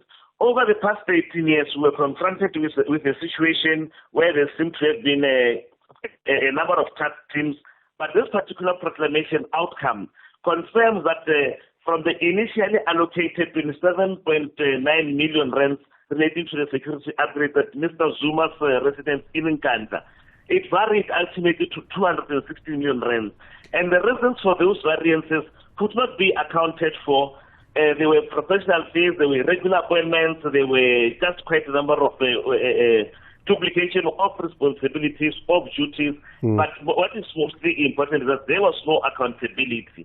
So the order yesterday directs Mr. Makhanya, who was the principal architect, to pay this 147 million back to National Treasury, because in the bigger scheme of things, this is the money that has been lost and suffered by the state through the Department of Public Works, which at the time did not pay due diligence to ensure that Mr. Makhanya was reined into as and when he got appointed to the position of being a principal architect at Nkandla. Mr. Makhanya was the private family architect to the Zuma family before Mr. Zuma ascended to the head of the state. So as soon as he ascended to the state, to be the head of the state, Mr. Makhanya was then the architect to the family, to him, Right. in his capacity appointed by the state. That is where the variation came in. All right, understood. Thank you very much for your time this morning. Selby Makhoto, spokesperson for the Special Investigating Unit. It's 25 minutes past 7. SAFM values your views. Be an active citizen. Defense Minister NG Muchaha says years of underfunding have left the department struggling to maintain its capabilities, equipment and infrastructure, while recruitment cuts and early retirement measures may not be enough to address the problem. The Defense Department warning that the SANDF is facing serious financial crisis with a projected 3.3 billion rand shortfall in employee compensation. Piki Krief is the National Secretary of the South African National Defense Unit. Good morning. Thank you very much. Listeners. Thank you for your time. Quite concerning. It's not the first time that we hear of the Defense Department facing financial strain. How bad is it, and what does it mean for the state of the SANDF? I think it's very bad. Let's not beat around the bush. The Defence Force is in crisis mode right now. But also, it's ironic that this keeps recycling in the news on the same loop, because it's been going on for over a decade now. And another irony is the fact that the very minister who says this to Parliament is in the very cabinet who is able to fix it. On a practical lived experience level for members of the SANDF, Piki, what are they going through? What does this mean for them? And then in turn, what does this situation that you say has been going on for over a decade mean for our country's defense capabilities? Well, the soldiers on the ground are really suffering. They're having a tough time, and this is not about whether our soldiers are tough enough. It's about the way that they live, their accommodation quarters, the workplaces that they are supposed to occupy, the equipment that they are supposed to use to do their jobs, deployments that are depleted of diesel and proper food and shelter, torn tents, the fact that people have to fund their own uniforms. I've just checked yesterday the records on the union. Over the past 2 years alone, we've had to address through a threat of legal action or actual legal action 22 units in the Defence Force where the conditions are simply not conducive for working environment or a healthy OHS, occupational health and safety environment that's conducive to working. And we had to take drastic measures. Now, 22 units at the same time, that's quite a bad record to have. It's effectively, if the Defence Force carries on the trajectory that it is currently regarding its budgetary constraints, this Defence Force will by next year be no more than an armed border guard on foot. And that's the reality.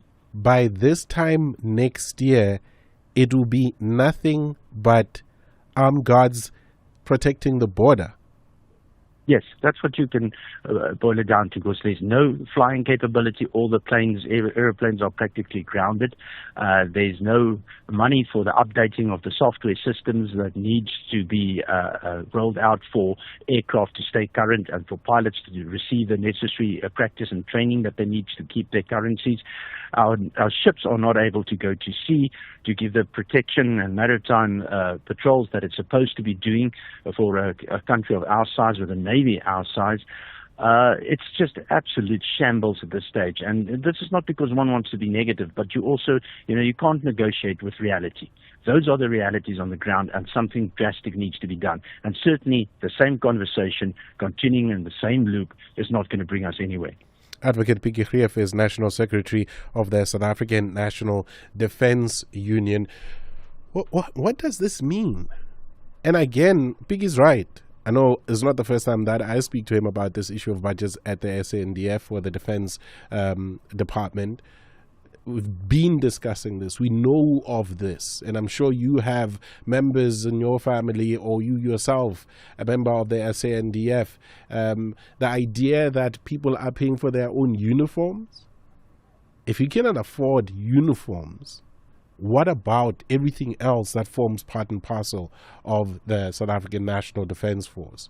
Your thoughts on this? 0614 104 107. It's 7:30. Time for the latest news headlines with Ann Musa. Thanks, Koketso. Good morning. In the headlines, the Electoral Commission has ruled out any extension of its deadline for political parties to submit their lists of candidates ahead of the local government elections. The deadline is at 5 p.m. today. The ANC Youth League in the Eastern Cape has rejected the province's list of candidates. It has argued that the lists do not represent young people.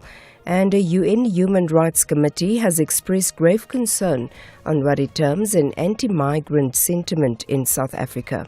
I'll have details on these and other stories at 8.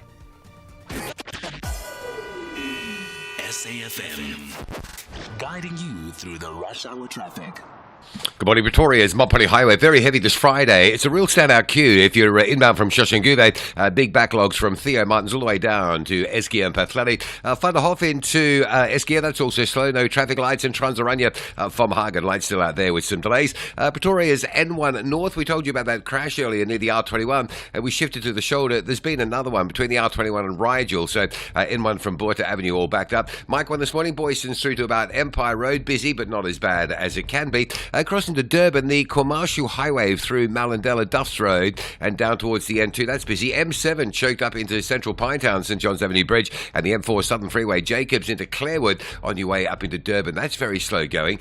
Cape Town, multiple crashes on the N2. There's one inbound at Borchers Quarry, another at Rapenburg Road, and another just after that at the M5. There are two queues. The first one from Khayelitsha in towards the airport. That's your first crash. And then really from about the N7, Jakes Kevo Drive, Lunga area, it stays heavy past those additional two crashes in towards the Mowbray area. With your traffic updates, I'm Rob Byrne. This is SAfm Sport with Zai Khan. Good morning once again, Zai Khan. Our focus is on cricket. The Proteas out to erase the Namibian memories in their T20 Tri-Series opener today. What happened the last time? We lost badly. So the Springboks have unfinished business, so do the Proteas today, and I think it's about putting that painful Namibia memory in the back, in that review mirror. So yeah, a second chance for our Proteas team today, all happening in Windhoek. 2 p.m. They take on the host Namibia, and they want to turn a page on last year's shock defeat. Standard captain Bjorn Fontaine insisting there are no scars from that historic loss, saying South Africa was simply beaten by the better team on the day. With several senior players rested, Fontaine believes now the youthful squad has a golden opportunity to impress ahead of a busy international season, but has warned against underestimating a confident Namibian side on home soil. Now, the Springboks are reportedly facing a late fitness concern ahead of tomorrow's must-win rugby's greatest rivalry test against the All Blacks in Cape Town. Fly-half Andre Pollard is struggling with a calf injury and could miss the second test despite being named in the starting 15 earlier this week. Now, SA Rugby is expected to provide an update today with Sasha Feinberg, Ngome Zulu, Mani Libok and Damian Willemse, all possible alternatives should Pollard be ruled out. On the soccer, and Mamelodi Sundowns coach Miguel Cardoso saying there's no panic inside the Brazilians' camp despite recent criticism after their 5-2 league win over Amazulu. Cardoso insisting the club remains united and has called on supporters to get behind the team as they chase silverware, especially now as they head into the second leg of the MTN 8 campaign. If myself, I do, or I allow my coaches, or I allow my club, or I allow my fans, or our fans, to criticize our own players, we cannot. We need to support, because there's the ones we have, and the ones we have are the most important players for us, and for us they are the best in the world. And then we go to see if every match we play there's someone that can prove that is better than us. But with this belief that this team has to grow, and we need to be united. And united we stand with the Department of Sports, Arts and Culture. They've confirmed that former two-time world champion Zolani Lastborn Tete will be honoured with the posthumous Legends Award at next year's South African Sports Awards. Sport Minister Gayton McKenzie made the announcement at Tete's memorial service, saying the boxing icon's achievements and legacy deserves national recognition. I couldn't believe when I was told that in South Africa, boxers must retire at a certain age, even if you feel you can still fight. Boxers like Mayweather, Manny Pacquiao, they made a comeback. We've put in a law before the end of this year. Any boxer that feels he wants to make a comeback to the ring, you will be allowed to make a comeback. You will be allowed to make a comeback. And that's your sport. We'll leave it there for now in the boxing ring. We'll be back with more at the top of the hour. I'm Zai Khan. The Market Brief with Ndauleng Lechela on SAFM. With the next update, Ndauleng, a pleasure once again. Producer inflation slowing, and also the FSCA investigating possible insider trading in Curo shares. That's right, Gogetso. And starting off with economic data, prices at the factory gate cooled last month, helped by lower global oil prices and cheaper fuel. Now, producer inflation fell to 5.7% from 7.5% in June, while prices declined 1% on a month-on-month basis. The significance for consumers is that producer prices can filter through to consumer inflation. Lower costs for manufacturers can eventually mean less pressure on the prices of goods on supermarket shelves. But, and a big but at that, the relief could prove temporary, with renewed Middle East tensions over August pushing oil prices higher again, and diesel already becoming more expensive this month. Now, for the Reserve Bank, softer producer inflation does somewhat reduce pressure for another interest rate hike. Then moving over to the investigation into Curo, the FSCA is investigating possible insider trading in the private education firm. The insider trading in Curo shares ahead of the Yanni Mouton Foundation's 7.2 billion rand buyout offer, which initially sent the stock more than 50% higher before it delisted. Now, the investigation follows suspicious transactions reported to the regulator, including sizable purchases by a Citigroup nominee account, the PIC, and companies owned by the Mouton Family Trust. Now, the trades were made in the months before the offer was announced, raising questions over whether investors had access to material non-public information. Now, a MoneyWeb article estimates one set of trades generated about 31 million rand, while Mouton-linked entities stood to gain roughly 74 million rand. The FSCA has not identified the transactions under the investigation as yet. Let's take a look at broader market activity. U.S. futures are pointing to a softer open as investors position ahead of Kevin Rush's Jackson Hole address. In Asia, the picture is mixed, with Nvidia's strong results still supporting technology stocks, although weakness in South Korean markets are keeping the region from a broader rally.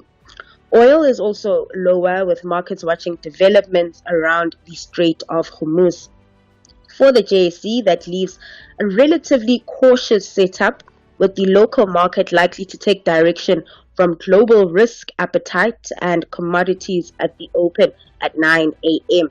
And then checking in on currency markets, the rand slightly weaker this hour, back above 16 to the dollar, 21.75 to the pound, and 18.64 to the euro.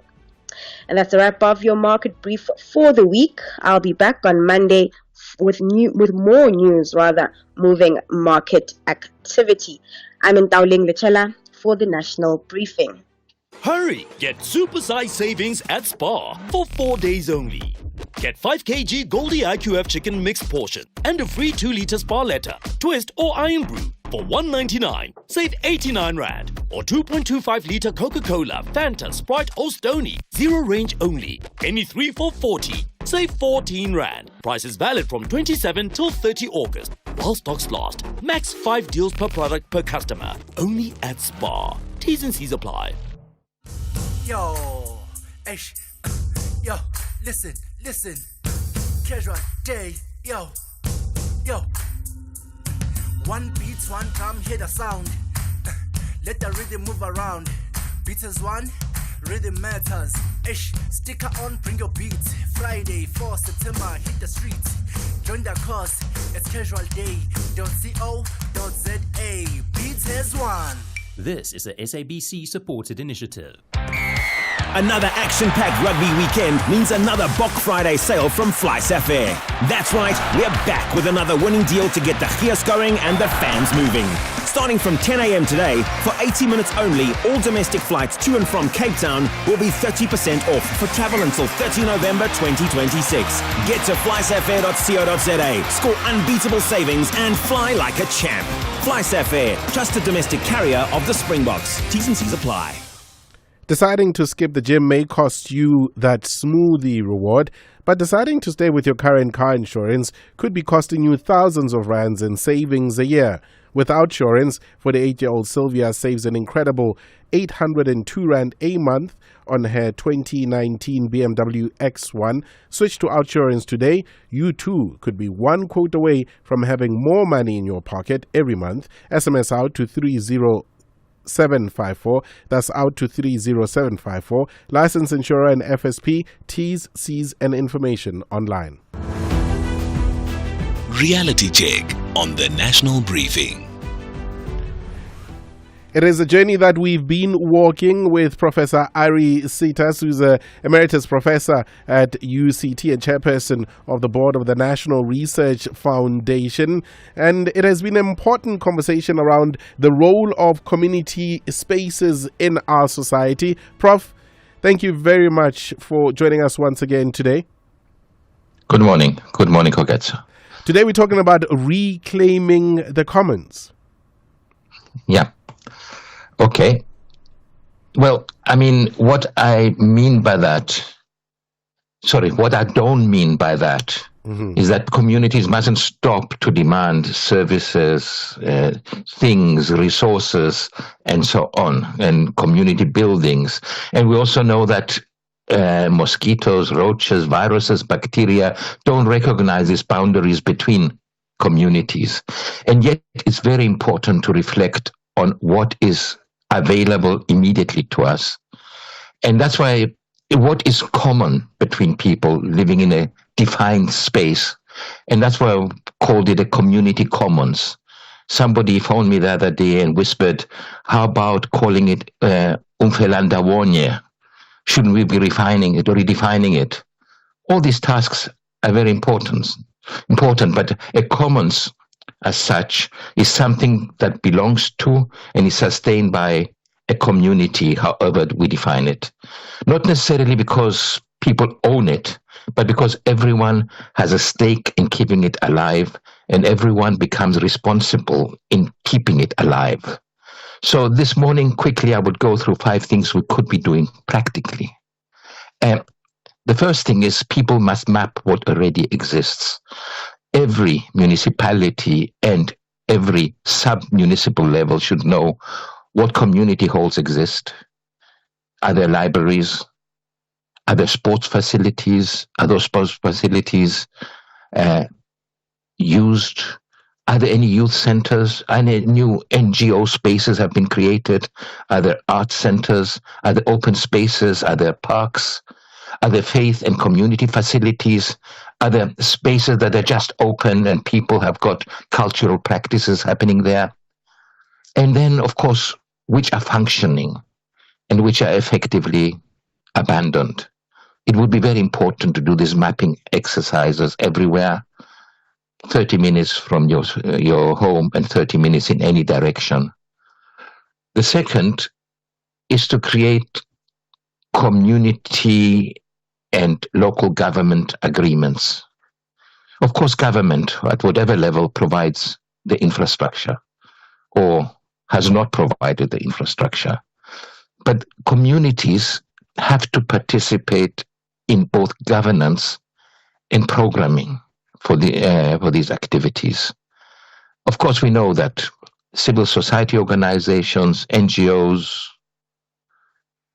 are active everywhere. But we need to have people with experience contribute resources and expertise. And in poorer communities where a lot of the talent tries to leave, there have to be energies mobilized to make them believe again in the spaces that develop them. So what I'm saying, we need a shared responsibility rather than dependency. And we should make this a central training for counselors now and counselors of the future. The third area, and this is a very difficult one these days, and a risky one in some cases, but we do have to give young people ownership. We do not create programs for young people. Let them help in their design. Let them design it even. What kind of music programs, what kind of sport activities, what kind of skills might be needed in the area, what kind of performances should be facilitated, how many cameras exist, what are they doing, what kind of entrepreneurship is possible, what debates need to happen amongst the youth, defined by the youth. So we have to get the youth understand that this is also theirs. And then a fourth area, we have to measure the social value of things. We need to count more than attendance. We have to ask how many children are supported, how many meals, how many skills, how many jobs were created, how many elderly people were reached, how many cultural activities, how many volunteer hours is given by people in the community, how many community organizations use any space that is created.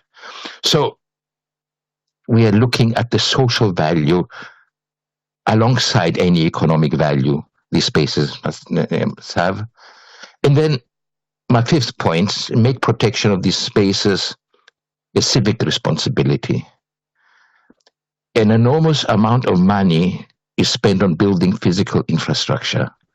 But the society also needs places where people, as we said, bring their brains, their hearts, and they create spaces that create connection between people. We cannot build a safe country if we have nowhere to meet.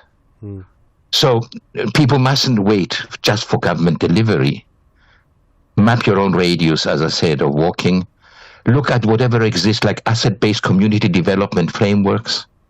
Instead of what your neighborhood lacks, start by mapping the skills, the youth, the spaces you already have. So it's not, democracy isn't just made in parliament. It's built right on our blocks. So let's go and reclaim these commons. So instead of starting with community needs and deficiencies, let's start by mapping, getting real, seeing what we have and what we can develop.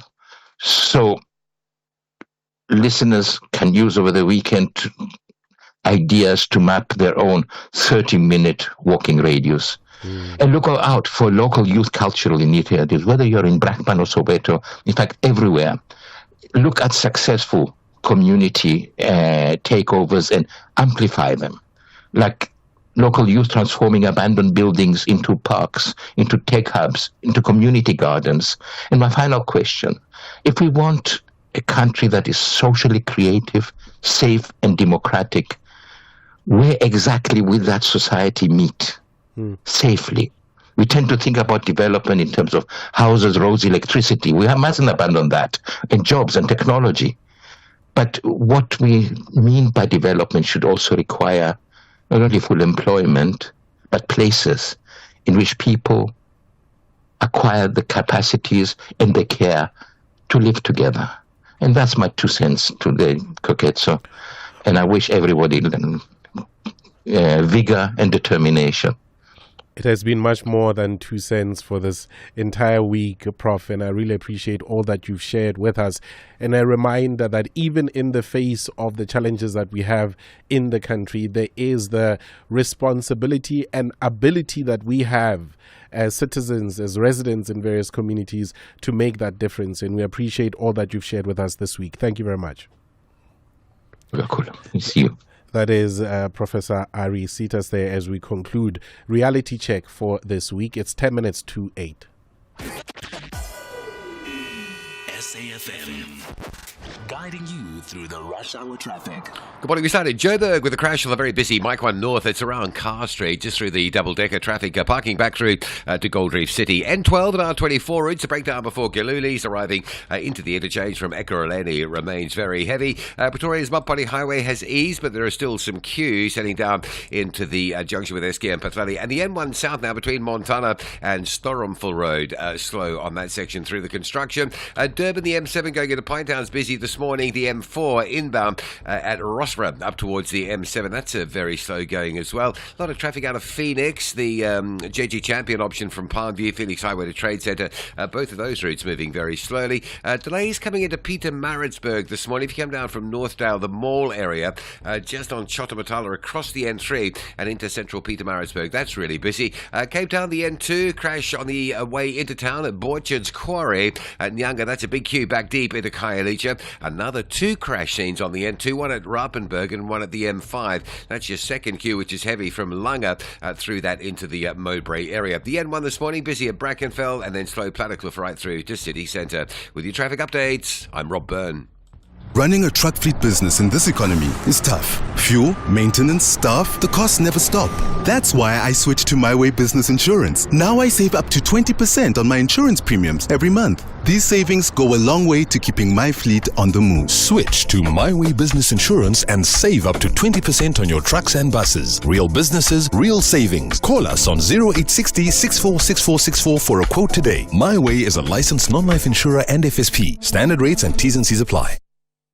The Minister of Human Settlements, Thembi Semelane, will close the 2026 Women's Month by hosting a Women in the Human Settlement Sector dialogue convened under the theme Value Chain Opportunities for Women in the Human Settlements Sector. Empowered Women, Empower the Nation. The dialogue will provide an evidence-based platform for reflection, recognition, and forward commitment to women's economic empowerment in the human settlements sector, including the recently issued Human Settlements Policy Directive in response to the gender-based violence and femicide. Tune into the National Pulse with Ashraf Garda on Monday, the 31st of August, for more on this important dialogue. Koketso Sachane on SAfm. The ANC's internal battles over money, leadership contests and organizational renewal seems to have spilled into the courts. Dr. Nkosazana Dlamini Zuma says she will oppose legal action brought against her by ANC SG Fikile Mbalula. This over remarks she made about the use of money in the party's internal electoral processes. You'd remember Dr. Dlamini Zuma in that Africa Renaissance podcast. She made allegations against Fikile Mbalula as well as DERCO Minister Ronald Lamola. Subsequent to that, the Ronald Lamola matter could have been resolved, or was resolved very quickly, because it centered around a voice note of a recording, and Dr. Dlamini Zuma claiming that voice was of Ronald Lamola. Now, anyone who knows Aussie knows that was not him. At all. But here, where it comes to the claims that were made about Fikile Mbalula apparently handing out money at local clinics ahead of the electoral conference of the ANC, Mbalula taking the matter to court, and Dr. Dlamini Zuma saying, we'll meet each other there. Dr. Ibrahim Harvey is political writer, analyst and author, joining us now on the line. Dr. Harvey, it was bound to get to court in the absence of an apology. What do we make of what's happening here? Good morning. Good morning, Corretto. No, I'm surprised at this thing. Mbalula knows it. Whether there's evidence that he did anything, I don't know about it. But this has been in the media for years. Allegations that delegates, voting delegates, money is passing hands to influence the outcome of elections. And in fact, how did CR17 take place? The white-dominated corporate world contributed a massive amount of money. That's how Ramaphosa beat Dr. Dlamini Zuma in 2017. So, it's a no-brainer. Everybody knows it. It's been for years and years allegations of money, influencing the outcome of electoral conferences, so much that I did a lead piece in Business Day in 2021, 30th March. I'm looking at it now. How could a clause on campaigning disappear from the ANC's constitution? That's what happened in Mangaung. The delegates, the leadership, whatever, I don't know, surreptitiously removed that clause. Clause 25.5 prevented delegates from giving, I'm reading out, collecting or raising funds for campaigning activities within the ANC aimed at influencing the outcome of a conference or meeting. It disappeared. Kgalema Motlanthe, whose biography I wrote, authorized, I discussed it with him. The ANC never responded to that piece in Business Day. And it was very, so this clause, has been around for Ketso for many years. It's nothing new. And I can tell you now, he's on a hiding to nothing, Mbalula. The clause that you speak of, the clause that you speak of, was it removed ahead of the most recent conference of the ANC? It was removed in Mangaung, so that in 2017 it was not there. It was they never responded to this piece in Business Day. So money, I'm trying to tell you, Koketso, has been there underneath all these conferences. It's played a big part, and Motlanthe knows that. He's a very ethical person, and I have huge respect for him. But money's been doing the rounds at electoral conferences for many years. It's nothing new. But it becomes difficult. But it becomes difficult, though, Dr. Harvey, while what you're saying is true. I mean, I was at the ANC's 2017 conference, and there was a lot of talk around, money doing the rounds. But it becomes very difficult where now that it goes to court, Dr. Dlamini Zuma will be compelled to produce the evidence to back up the statements that she made. Isn't that so? And maybe she does have the evidence, but really it comes down to that once the matter is in court. Yes. Absolutely. And if you must look at her response, she seems very confident. He said that's why she instructed the lawyers to defend the matter, and she said she's not going to do it through the media, she'll do it in court to provide what you're right. Evidence has to, but you can't make allegations. But underneath it all, that this money's been allegations. Media, the journalists have reported on this for many years. Even before 2017. But I think it's 2017 really where Dlamini Zuma clashed with Ramaphosa. And he won the thing. Not by a big margin, but so it's been there. And honestly, I think I'd like to see the outcome of that court case, but I think Mbalula, I don't know if he thought long and hard about this thing, she wouldn't make such an allegation, somebody of her seniority in the ANC, without knowing anything, evidence. I doubt it very much. Let's see what happens. I want to go back to the earlier point that you made, and I think it's so important. Because it seems as if there's a distinction being made around, money that was used in campaigning on a corporate by corporates and other figures that we don't necessarily know, and how that money flowed versus the money supposedly being paid to delegates, and the distinction being made there, Dr. Harvey. Yeah, but you see, the thing is, in the court of law, they're going to look at the Constitution. And the Constitution said it, and it disappeared from Mangaung. It wasn't even voted on. And the ANC never responded, to this article. It says very clearly, giving, collecting, or raising of funds for campaigning activities within the ANC aimed at influencing the outcome of a conference or meeting is strictly forbidden. It disappeared, and then 2017 took place when very clearly, and she's got gripes, because she really thought she's going to win 2017, I think. And there it was, Ramaphosa beat her. So, there's and I don't think she's been negatively influenced by her previous husband, the former president, Jacob Zuma. I don't think so. I think it's, what she's experienced herself, in the ANC, and particularly this matter. This is a very important matter I'm drawing attention to, It is indeed, and that is where we can unfortunately have to leave it. Dr. Ibrahim Harvey, political writer, analyst, and author. Just on that last point that Dr. Harvey had made, one of the things, and on a personal level, one of the things that I find most annoying is the need to, whenever it comes to Dr. Nkosazana Dlamini Zuma, to always make reference to her connected to who is her ex-husband, as if she is not a leader in her own right, and her being reduced to just an ex-wife of President Jacob Zuma, as if she is not a struggle stalwart and a leader in her own right. It's 8 o'clock, time for the latest news with Ann Musa. Outsurance will go out of their way to try and save you money on your car insurance. If they can't, ask for 500 Rand. SMS out to 30754. That's out to 30754.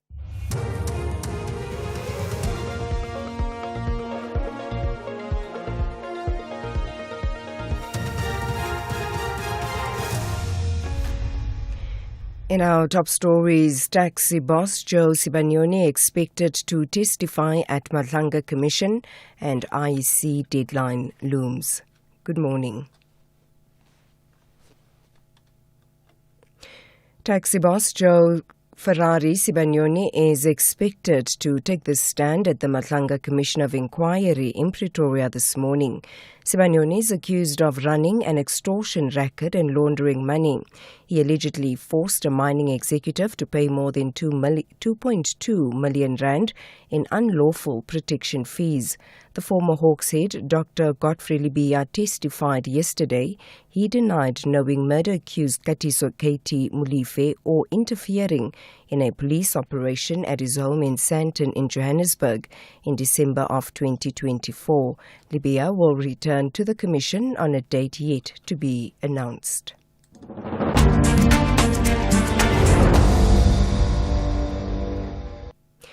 The Electoral Commission has ruled out any extension of its deadline for political parties to submit their lists of candidates. The deadline is at 5 p.m. today. The Commission's Chief Electoral Officer, Sai Mamabolo, says no amendments will be permitted after the deadline.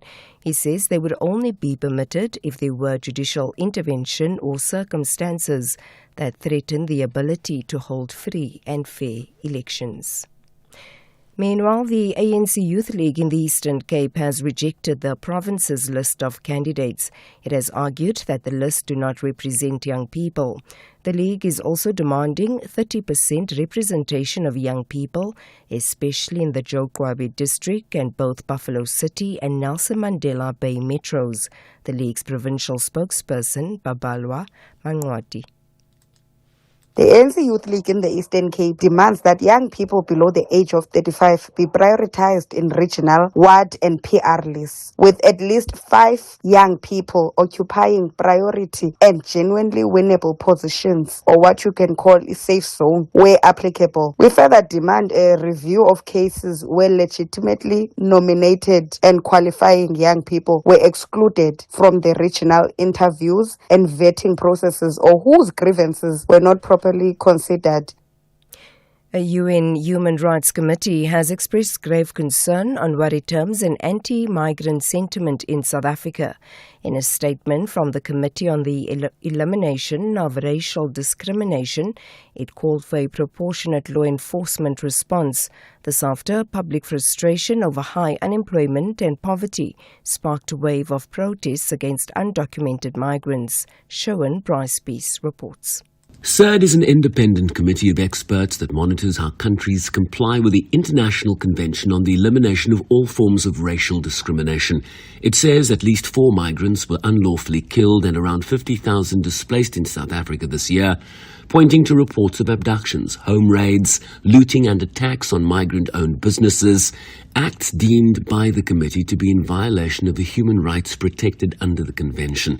The committee also warned about racist hate speech and what it referred to as inadequate action by law enforcement. It has called for the dismantling of organized vigilante groups and for those responsible for violence to be held accountable.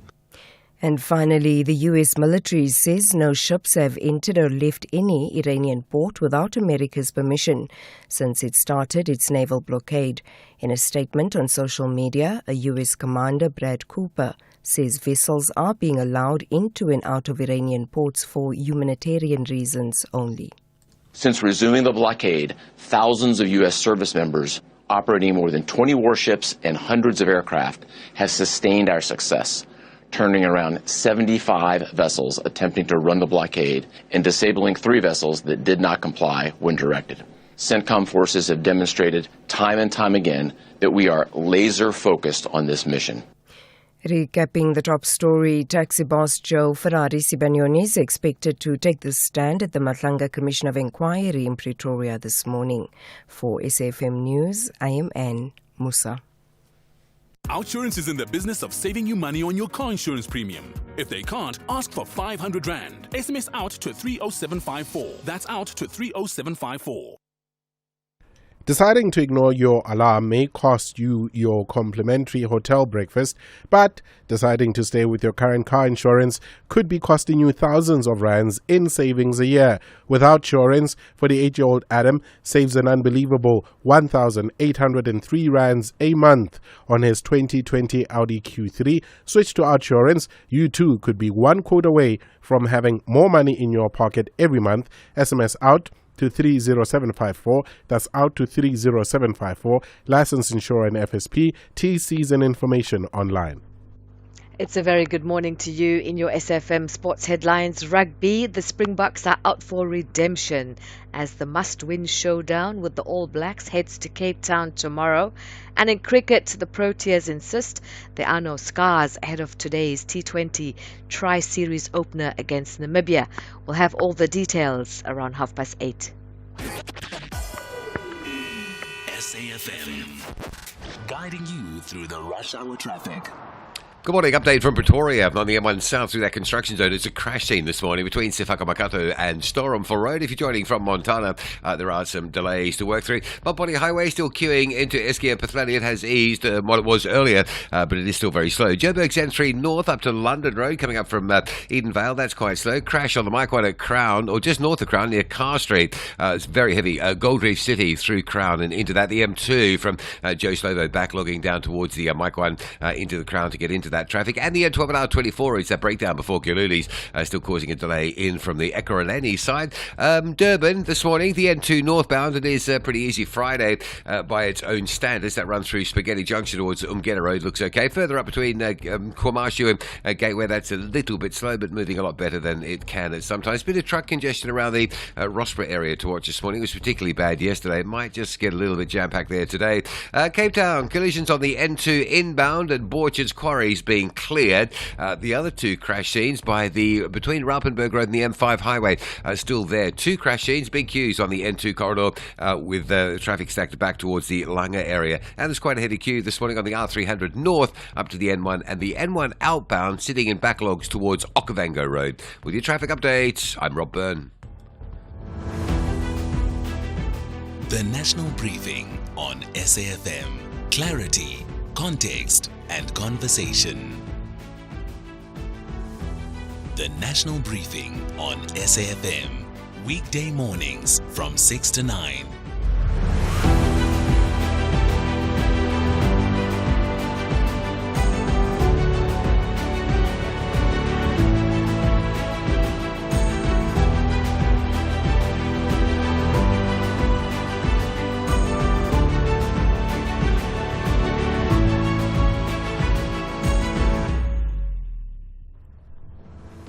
Nine minutes past 8.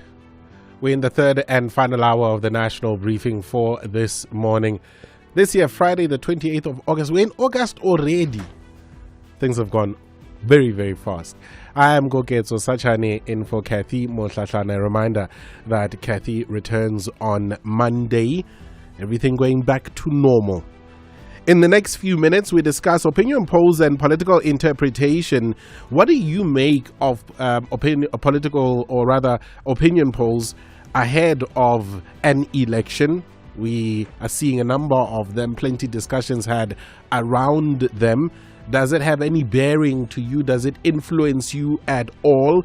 But also deeper than the issue of opinion polls, there's also the anticipation, the expectation that we're going to have a number of local governments of unity because of the decline of certain political parties, the growth of other political parties. We have that discussion with political analyst Professor Bekim Gomezulu as well as Professor Susan Boyson in the next few minutes. It is a national briefing on SAfm, 10 minutes past 8. Good morning. Hey, we buy cars. How does it work if I want to sell my car? We'll drive to your place. You can visit our pods. Even if you don't have space, then at the mall in a parking lot, we've got lots of depots all across the land. Contact We Buy Cars. You're in safe hands. Safe hands. Wow, that's great. We Buy Cars, the easiest way to sell your car by far. This Women's Month, Radio 2000 invites you to step away from the ordinary and enjoy an experience created especially for women. Radio 2000, in partnership with the Artis Boat Company, presents the first ever Her 2000 Fam Fest Getaway, a ladies-only event taking place at the Artis Harbour on Sunday, the 30th of August. A gentle cruise across the Artis waters with Radio 2000 DJs, DJ Ngosh, David Mashabela, DJ Sbu, Ishmael Abrams, and Natin Damase Maklaba. The DJ playing memorable sounds in the background, insightful conversations and live performances by Vusnova, Jazeel Brothers, and Encore. Come dressed comfortably in Radio 2000 colors, red, blue, green, and yellow. No heels. Lewo? No heels. Are you listening? Thank you. Radio 2000, our music, your memories. Remember the first time your soul felt alive? Or the last time music moved you so deeply you didn't want it to end? That feeling is calling you back.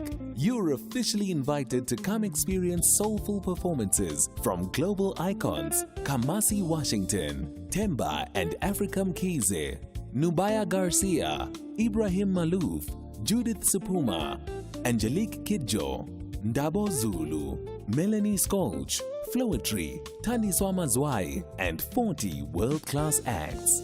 4 incredible stages of the Santon Convention Center. 1 unforgettable experience at the Standard Bank Joy of Jazz, 25th to 26th September. This is Jazz Reignited. Get your weekend pass now via Ticketmaster. The Minister of Human Settlements, Thembi Semelane, will close the 2026 Women's Month by hosting a Women in the Human Settlement Sector dialogue convened under the theme Value Chain Opportunities for Women in the Human Settlement Sector. Empowered Women, Empower the Nation. The dialogue will provide an evidence-based platform for reflection, recognition, and forward commitment on women's economic empowerment in the human settlement sector, including the recently issued Human Settlements Policy Directive in response to gender-based violence and femicide. Tune in to the National Pulse with Ashraf Garda on Monday, the 31st of August, for more on this important dialogue. SAfM is streaming live now on Facebook, YouTube, and X at SAfmRadio.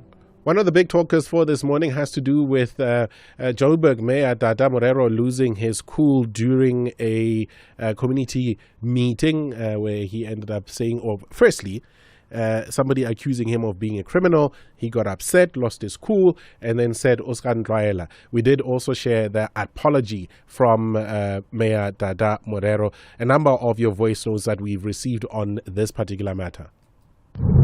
Good morning, SAfM. I think it is high time that the leaders of the ANC must respond to these insults, the orchestrated insults against the leadership of the organization. You cannot just come up and try to be political correct and insult people. They must respond. I've been saying, these people, when the ANC is insulted, they must not be like Mandela type of people to try and make peace unnecessarily. They must respond. That was right to respond. Timla, thank you. Good morning, Kokezo. This is VA from Ritfale Extension 23. Kokezo, to be a public figure, you must develop a thick skin. Do you remember the story of DJ Fresh?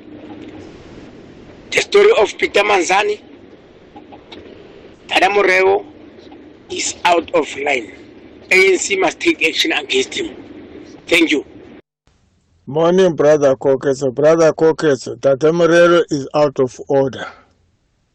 The client is always right. And after all, that resident is the boss, it's his boss, it's the one who is paying him, it's the one who employed him with his tax money.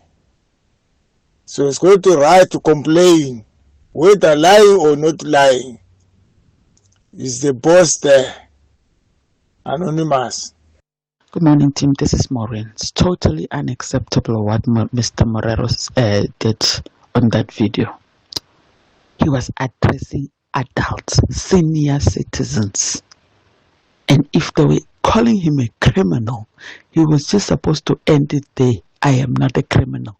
Not to insult an elderly man. It's wrong.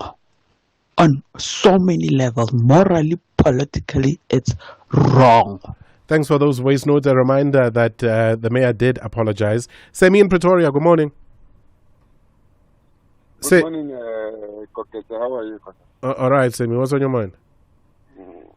Kokete, it's just an issue about the defense force. I'm not sure if the issue has been brought out, but somebody has to say something about it. There was an intake that was recruited in June. They left. They went to the basic training in June, 19th of June. And those kids, about 100 of them, they were returned back on the 19th of August. Because? I don't know, because there is no budget for them, but they were initially recruited. And in these 2 months, they received nothing actually. So can someone explain to the nation what is going to happen with those kids and what was the problem? They were taken, they were in Saldanha. They arrived in Saldanha on the 19th of June and on the 18th or 19th of August, and then they were returned home. Actually, last week Saturday, they came back home. Came back to be at SANDF locally or came back to just be at home? At home, in their homes without no explanation. How many of them? I think when they arrived in Saldanha, there were 100 and something. I think 60 something or 70 something was the final that left Saldanha last week after others actually withdraw along the way. So the last number, I might not be exactly sure, but 60 something, somewhere there. And they were there at home. Nothing was explained to them. Nobody explained to them. Friday, before the following day for their departure, they were just called in the meeting. You are going to go back home tomorrow. We're going to buy you tickets. One question, why is that? And then they said, coming back, and that was it. The management was gone. And the next thing, they were in their buses back home. Semi in Pretoria there. Let's try and make sense of what is going on there. Is it like we see in the movies where you go in and then you go through a rigorous process, and if you don't make it, you get cut and then you come back?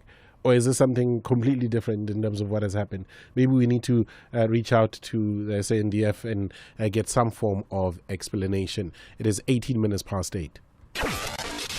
Across South Africa, online and on radio. SAfm, let's talk. We are all leading up to the local government elections come November, whether it is the meetings that are being had with community members door to door, uskandlwaela and apologies that come with it. Alongside of that is the opinion polls as well that are doing the rounds, expressing what could possibly happen come November 5th, when I suppose that would be the time where we'll get the final election results. What do you make of what is happening right now? What bearing do political or rather opinion polls have on your decision to vote? To speak to this and more, we joined on the line Professor Bheki Mngomezulu, who is a professor of political science and international relations at the Nelson Mandela University. Also, Prof. Susan Boyson, emeritus professor at the University of the Witwatersrand. Thank you very much, Prof. Boyson, for your time. Good morning. Thank you. Good morning, Kuketso.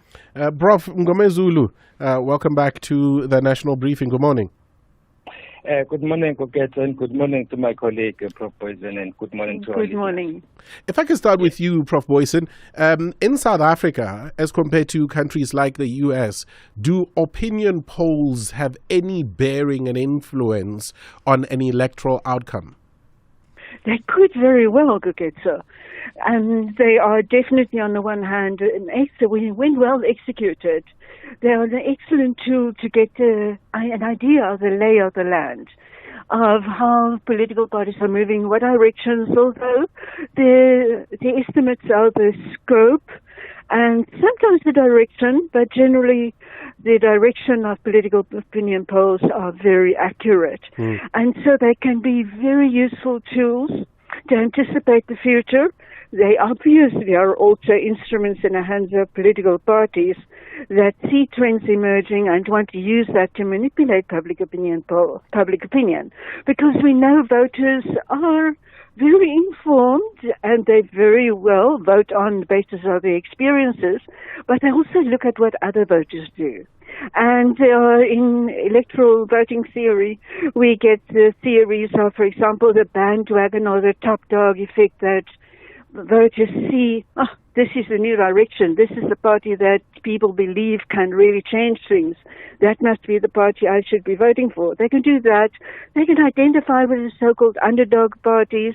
In South Africa nowadays, we also see if they don't like either of the main options, they can park their vote in many small, minor little parties, but support for those little minor parties are not accurately recaptured, if captured at all, in public opinion polls. It could also, opinion polls could influence voters to abstain, although the main political parties will use them to try to manipulate and steer further change in opinions. Prof. Mngomezulu, we've also seen recently a discussion around a particular opinion poll run by a particular organization that is seemingly linked to one of the contesting parties in the election. What credibility do we place on an institution that is behind that particular opinion poll? No, that's a very important question, Koketso. In fact, it takes me back to the response that was given by my colleague, Prof. Boyson, that the credibility of the opinion polls depend on how they are executed and who executes them. If, for example, you have someone conducting an opinion poll with an ulterior motive, chances are the results will be spurious. Ordinarily, if you conduct an election poll, one of the factors you consider is the diversity of the sample that you use. That diversity could be in terms of the geographical location of the respondents. It could be gender, it could be race, it could be ethnicity, it could be religious affiliation, and all of that. So if you do it in such a diverse manner, then indeed the results will be, by and large, more acceptable and will be closer to what is going to happen.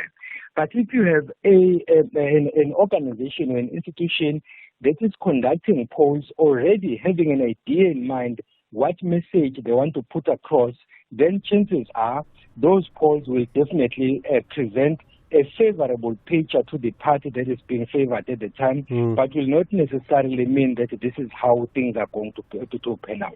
So I think that the credibility of the polls depends on the factors we've just outlined. Most definitely. Prof. Boyson, of the polls that have emerged recently, what picture do they paint of what will most likely or possibly happen in, for example, contested metros such as Tshwane, Joburg, Nelson Mandela Bay, for example? Yes, okay, so I think there are two sets of polls. One has got the Social Research Foundation one that my colleague Becky also just referred to, gives much more specifics on the metros. The comparative results that we can also draw, comparisons draw to the Ipsos research that was also relatively recent, although Ipsos is not quite forthcoming in releasing much of their findings. So at this stage, at a local level, we have to rely more on the SRF, Social Research Foundation one. And they paint a picture, especially in Johannesburg, of the ANC trailing the DA quite substantially. And in other metros, in Gauteng, the ANC not doing well either. So they paint really a picture which I'm sure ANC supporters, organizers are very concerned about, of a relative collapse of the ANC. Relative collapse, not altogether collapse, but not doing well at all in those polls. One could also, as a countermeasure to just simply looking at the polls through one lens, look at by-election results. And there we have seen quite a large number of by-elections have taken place since especially 2024.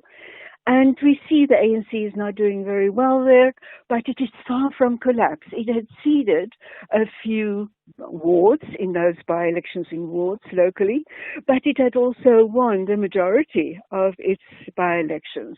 And that is a good countermeasure to try to assess the validity of the polls.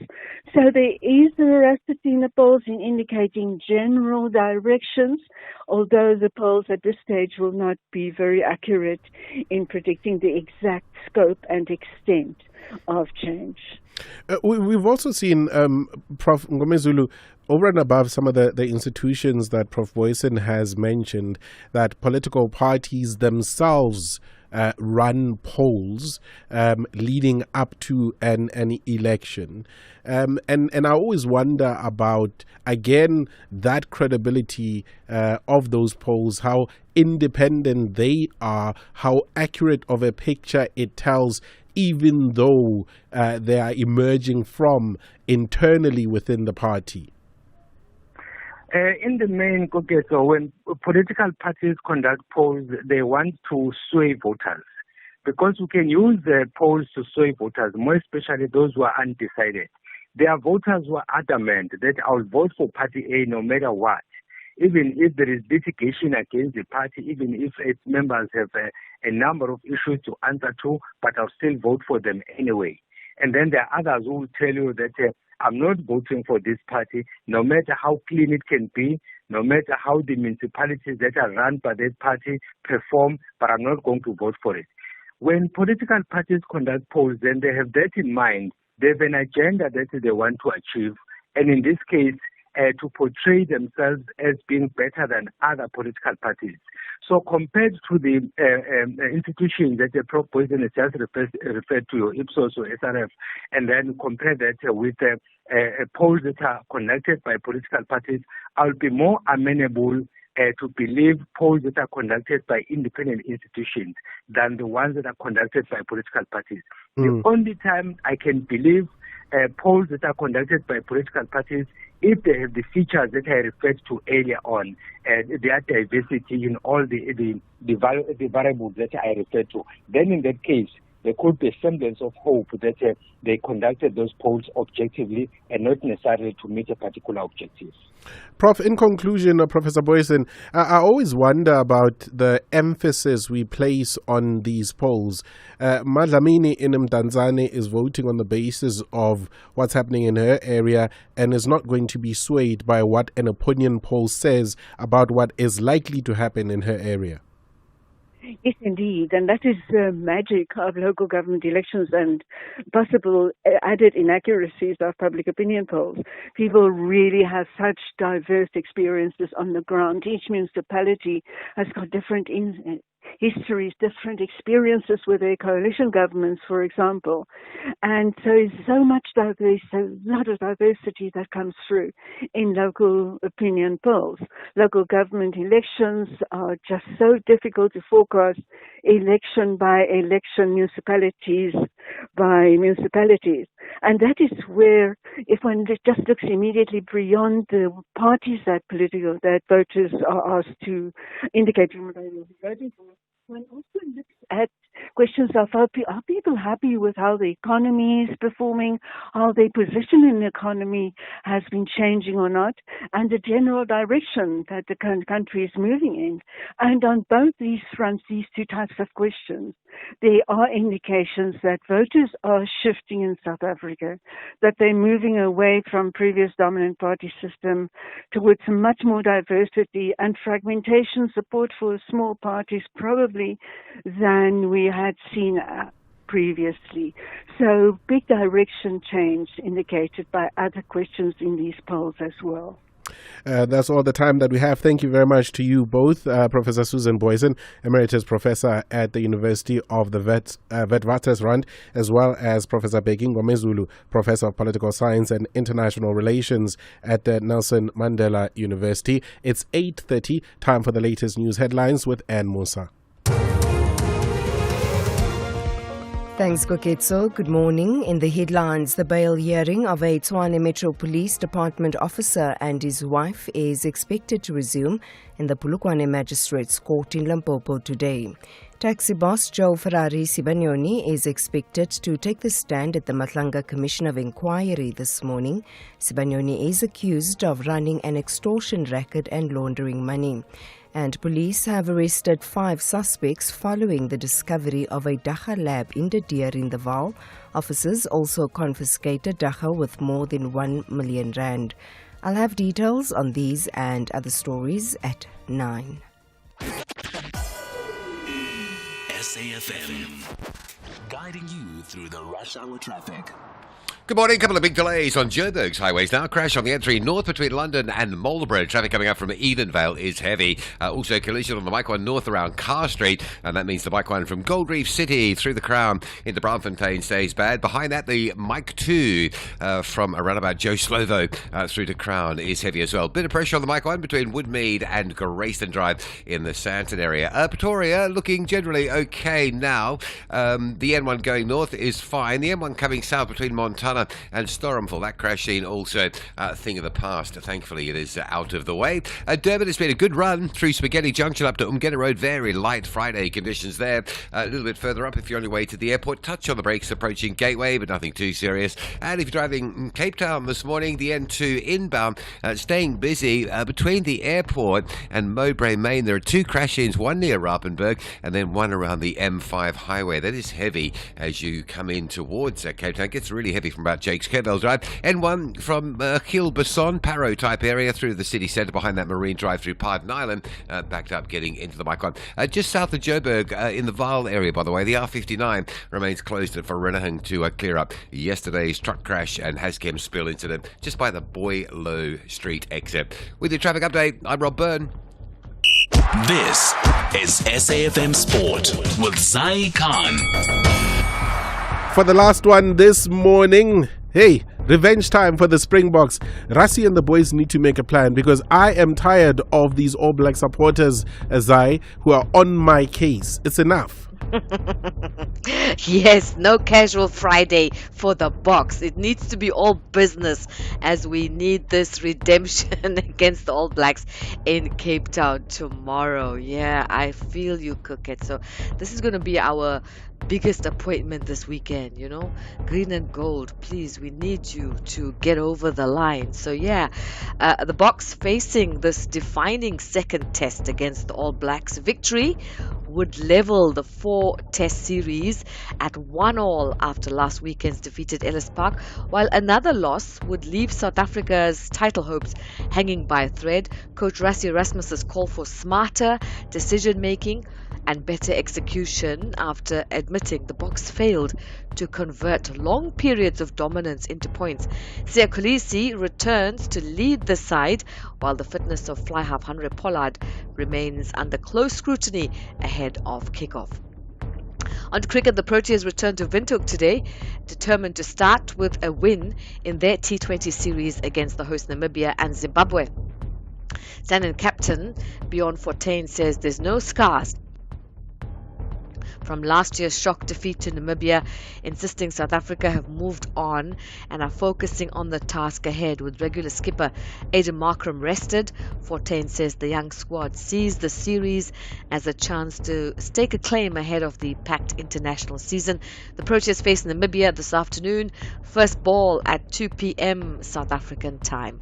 More cricket, Western Province coach, their women's coach Claire Terblanche, says they're looking to reinvent themselves in the 2026-27 domestic season as they want to retain the Hollywood Bets Pro Series title they won last year.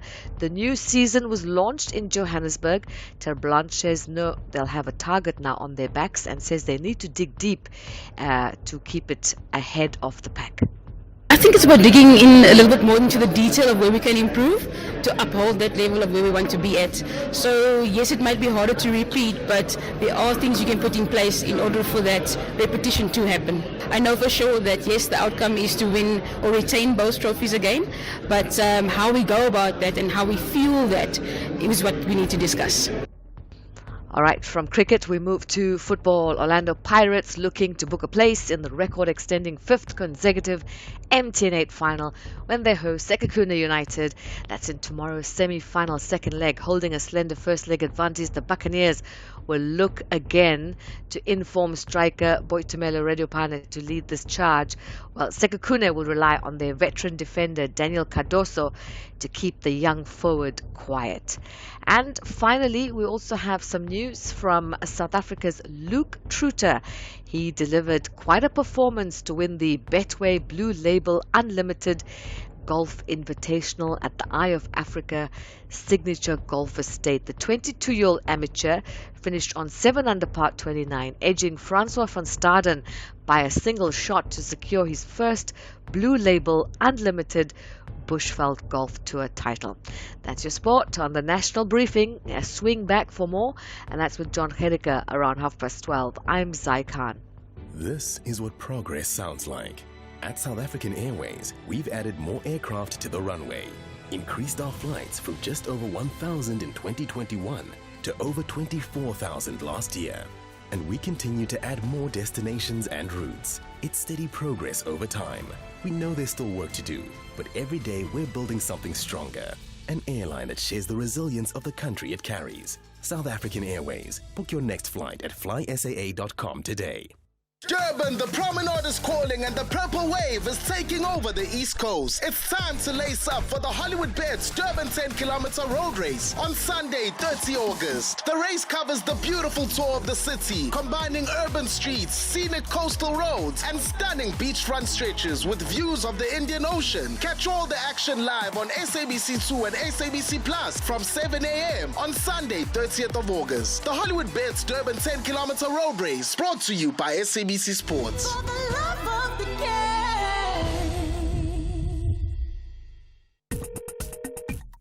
Call SAFM now on 086 000 2032.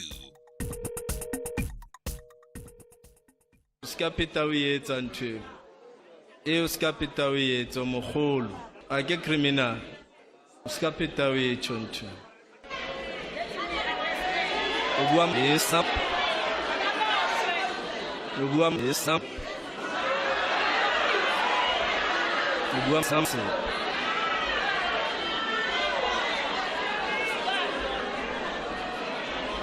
Okay, we can.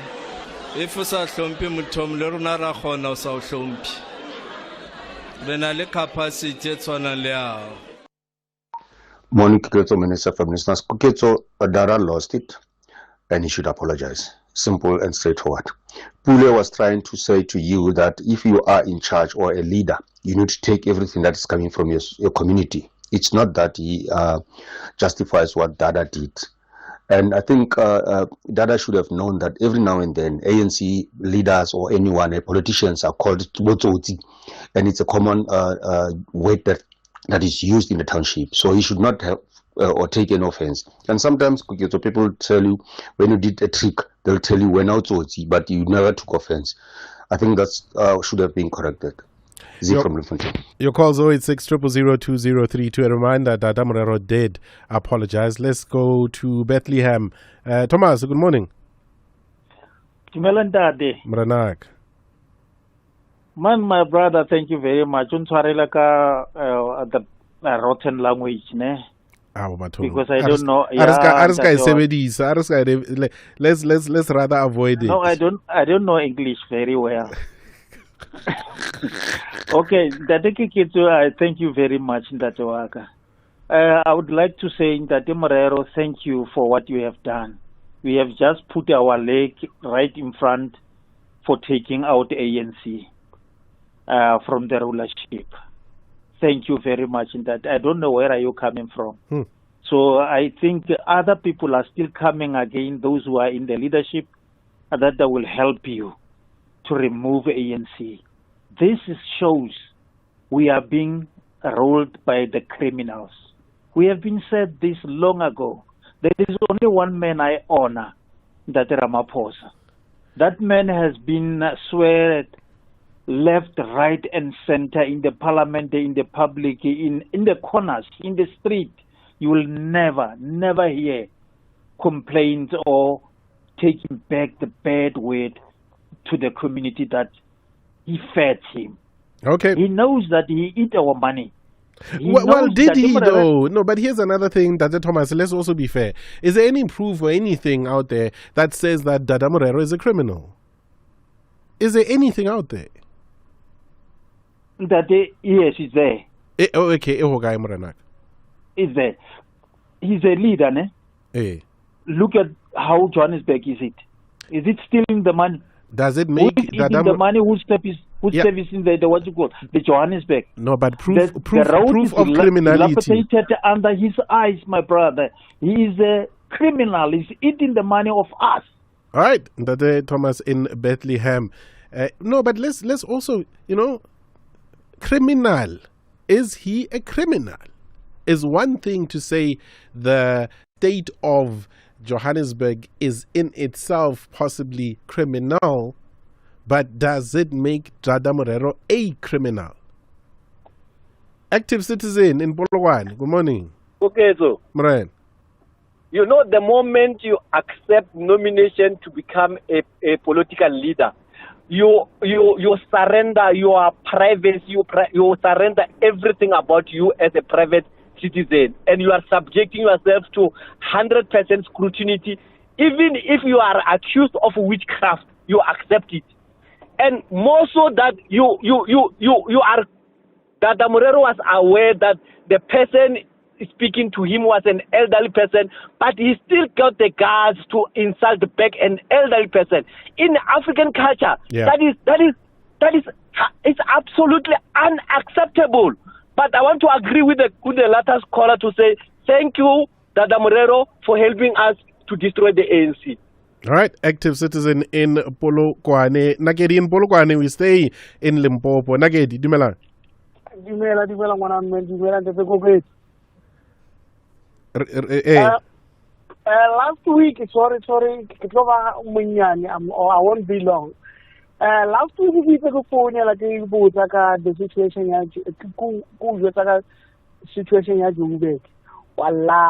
No. No. Nagedi. No. Nagedi? No. I wouldn't. I wouldn't.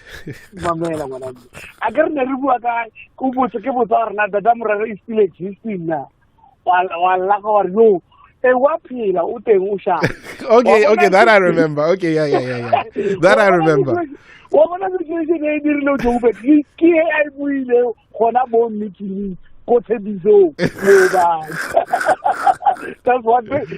thing that I want to say.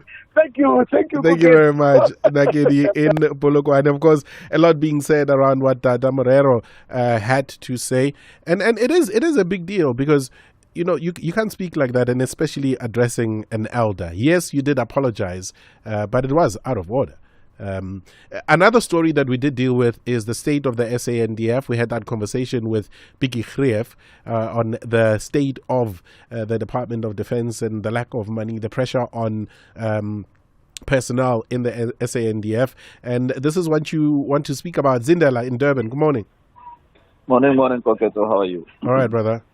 No, just a quick one from me.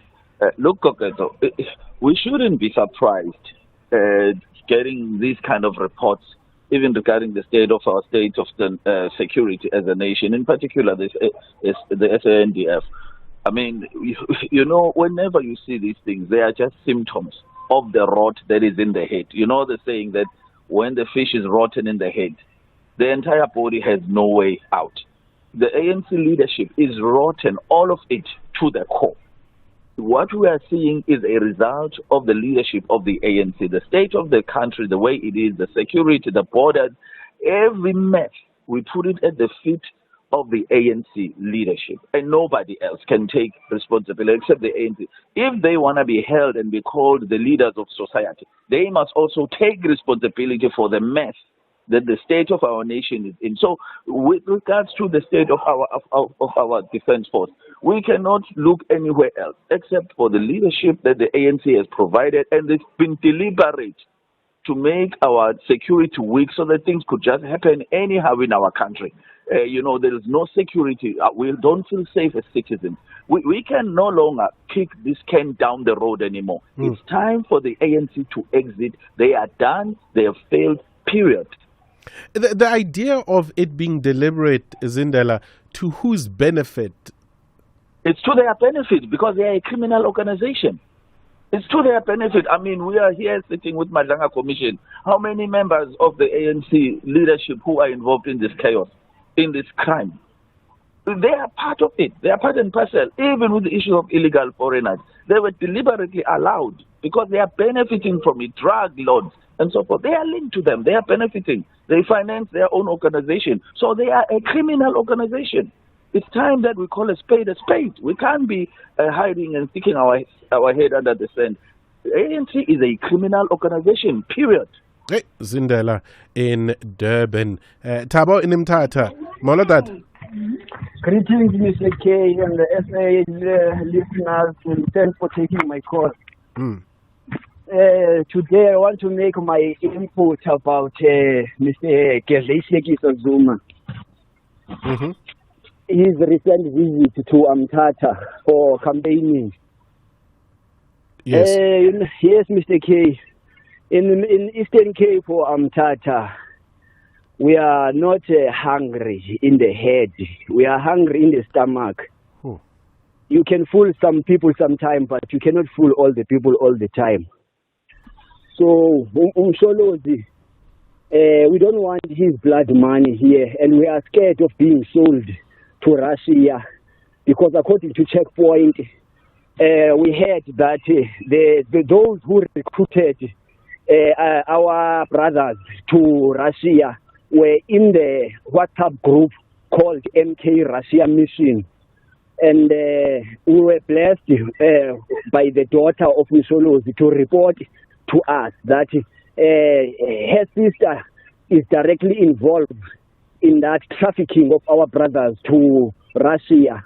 So, yes, we can see through what is happening. People who follow him and the people who vote for him, people who don't know what is really happening. He just went to India, to Ajay Gupta, a man whom we so desperately want back, a fugitive of justice. How can he go and visit a criminal? And he's implicated in the state capture. Also, Msholozi is implicated. Yes. No. So, thank you very much for your call there, Tabo in Mthatha. Let's conclude here, at least with the calls. Alba in Sky City. Good morning, Alba. Sasha, no shame. All right, Bob. I want to talk about the football in South Africa. You've got Dr. Jordan and Kosa. There's been in the football, the PSL ever since it was formed, he has been the chairman, Dr. Ivy. And Dr. Denny has been in SAF, I think, from the 90s. the same thing. Now, within SAFA and the PSL, they've built system in such a way that those who are in the executive, they cannot live without them. That is why they keep on voting them. But the question that I always have is it for the good of the football or for their own benefit? In the sense that, even a child, they grow to a certain level. I believe that their ideas can no longer run football in South Africa for the benefit of football. But the people who are within the executive of the PSL and SAFA, they are benefiting from them because maybe in the PSL, because I will be looking for sponsorships for other teams, then those people will rely heavily upon him. That is why they will always vote him in power into the chairmanship of the PSL. But it is no longer good because I believe that by this time, the PSL, from its inception, and if it was going at the same trajectory that it was growing from its inception, this league was supposed to be, the number one team was supposed to be getting something like 50 million. It was supposed to be very big, but because people reach a certain stage whereby they can no longer grow. Even himself, his ideas, they've taken the PSL to a certain level. He can no longer grow the PSL. Yeah. In this time for him to give other people, even if people choose you, you cannot be a Paul Biya in football. You just say to people, I'm still around, you can come for advice, but get other people who can make this thing to grow. Yeah, I remember the words, Alba, of Bennett Bailey. It was in this week, who said, it's time for new blood. He himself stepping aside. Yes, they can also always be consulted for advice because they've been there, they know it. But give other people to make this thing to grow. Because if you become a leader up until you die, when you die, everything collapses. Let's leave it there, Alba. Yeah, let's leave it there, Alba, in Sky City, Nakenza Ngofu. Alba, always a pleasure. It's 10 minutes to 9. SAfm, guiding you through the rush hour traffic.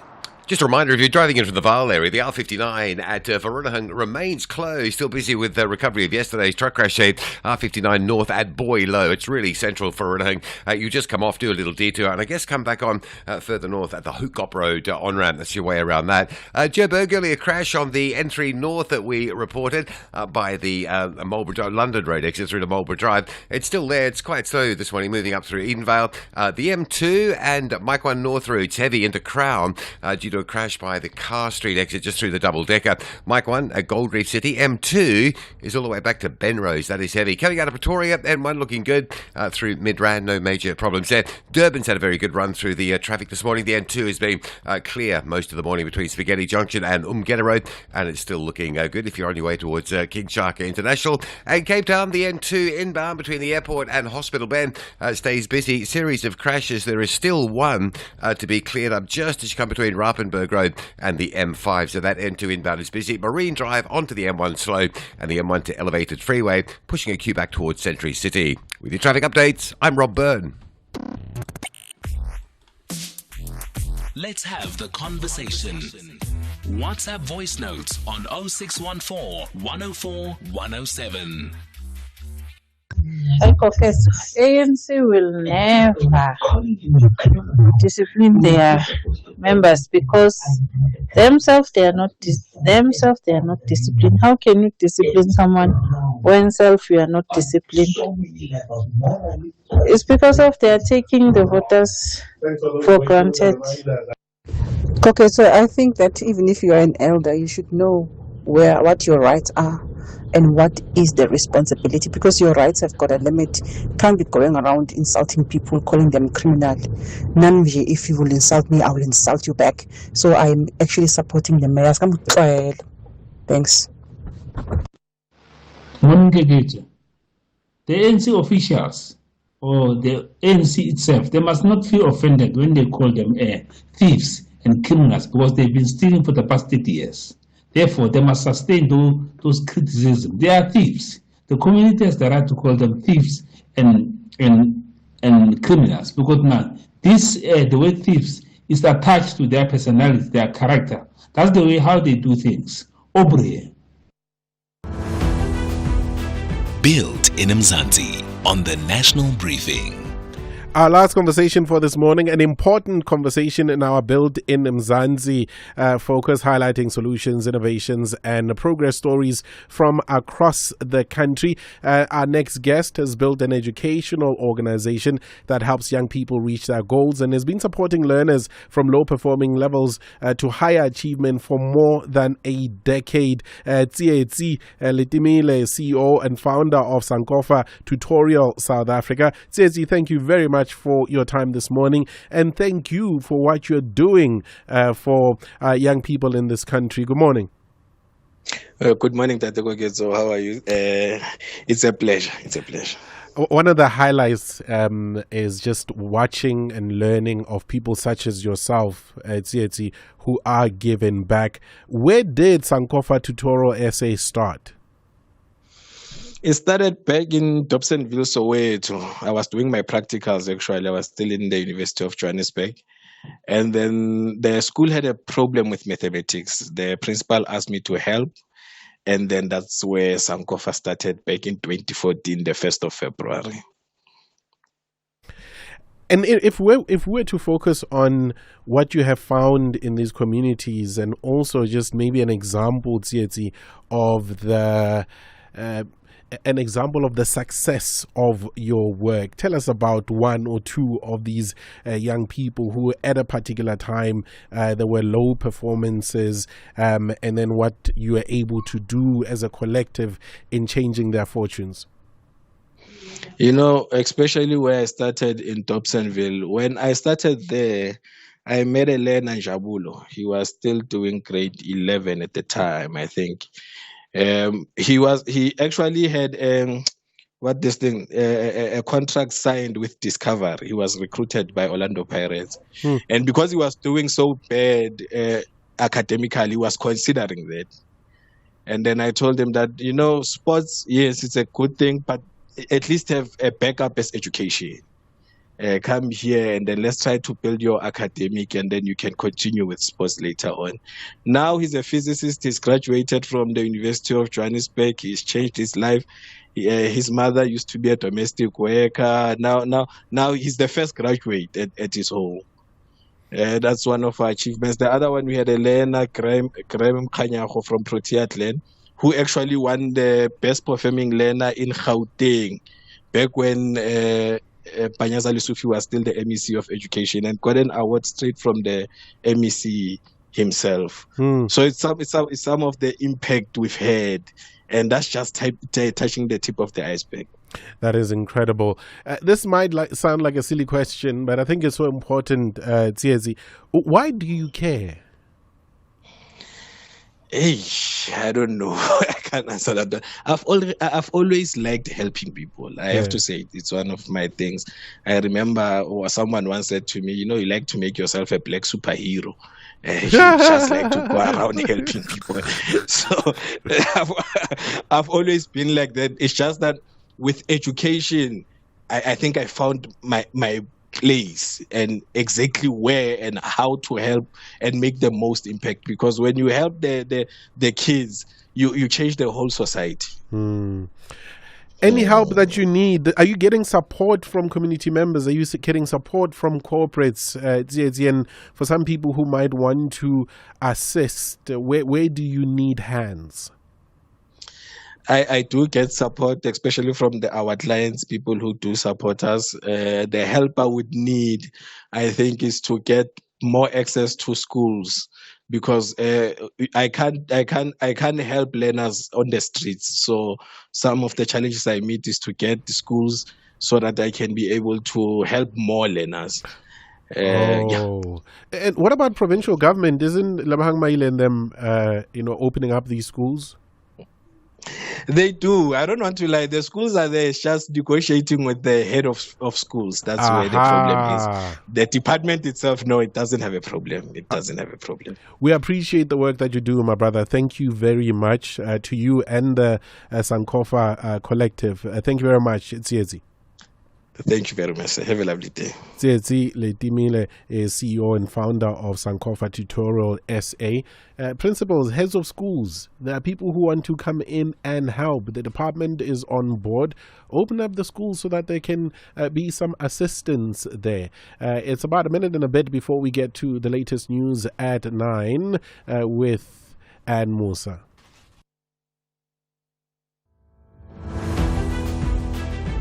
The National Briefing on SAfm. Weekday mornings from 6 to 9. And this is where we leave it for this morning. There's, of course, the continuing conversation around not just about Dada Morero specifically, but also about all politicians, all leaders in our country, notwithstanding the pressures that you might be under leading up to the local government elections. But a people are upset. There is the state of affairs in different municipalities, and it goes without saying that temperatures will rise, especially if you have been frustrated for a while and finally get an opportunity to address a leader. But also, even while noting that, does it at all mean that you as a citizen have every right to say anything that you want and call people criminals? And if that is the case, then do I as a leader not have a right to say one trial? Maybe not. Let's leave it at that. Thank you very much to the team, to Kanya, to Mpho, to Lebo, and to Stanza as well. Joanne Joseph is up next with the Daily Discourse. It's 9 o'clock, time for the latest news with Ann Musa. Good morning.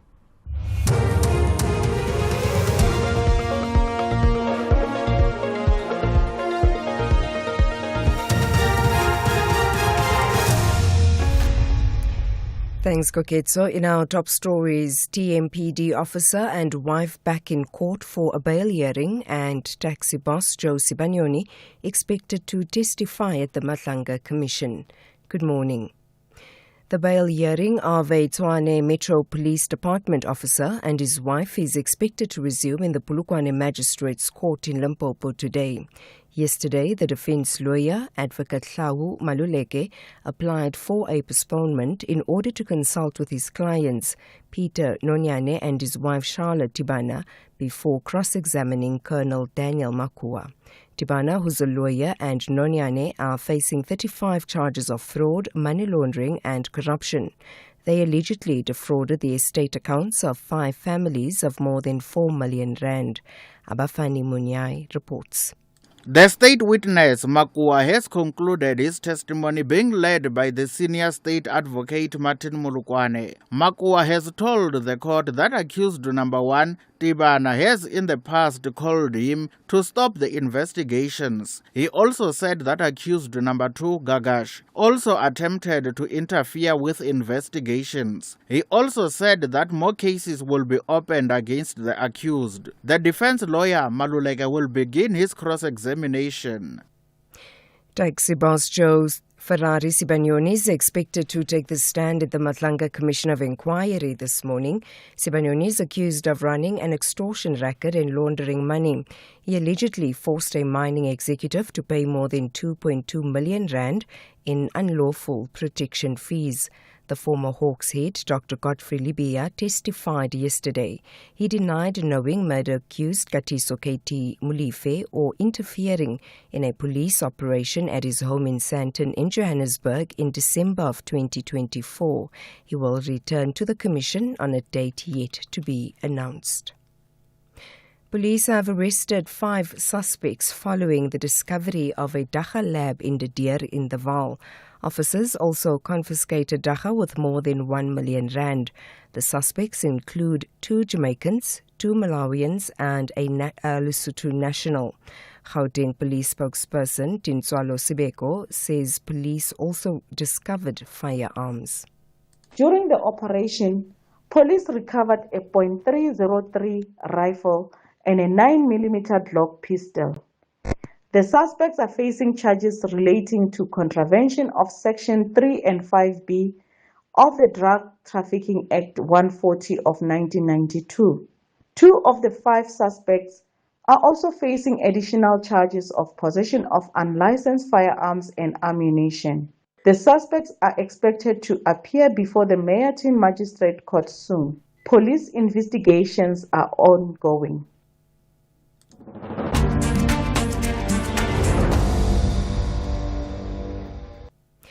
In election-related news, the ANC Youth League in the Eastern Cape has rejected the province's list of candidates. It has argued that the lists do not represent young people. The League is also demanding 30% representation of young people, especially in the Joe Kwabe district and both Buffalo City and Nelson Mandela Bay metros. The League's provincial spokesperson Babalwa Magwanki. The ANC Youth League in the Eastern Cape demands that young people below the age of 35 be prioritized in regional, ward and PR lists, with at least 5 young people occupying priority and genuine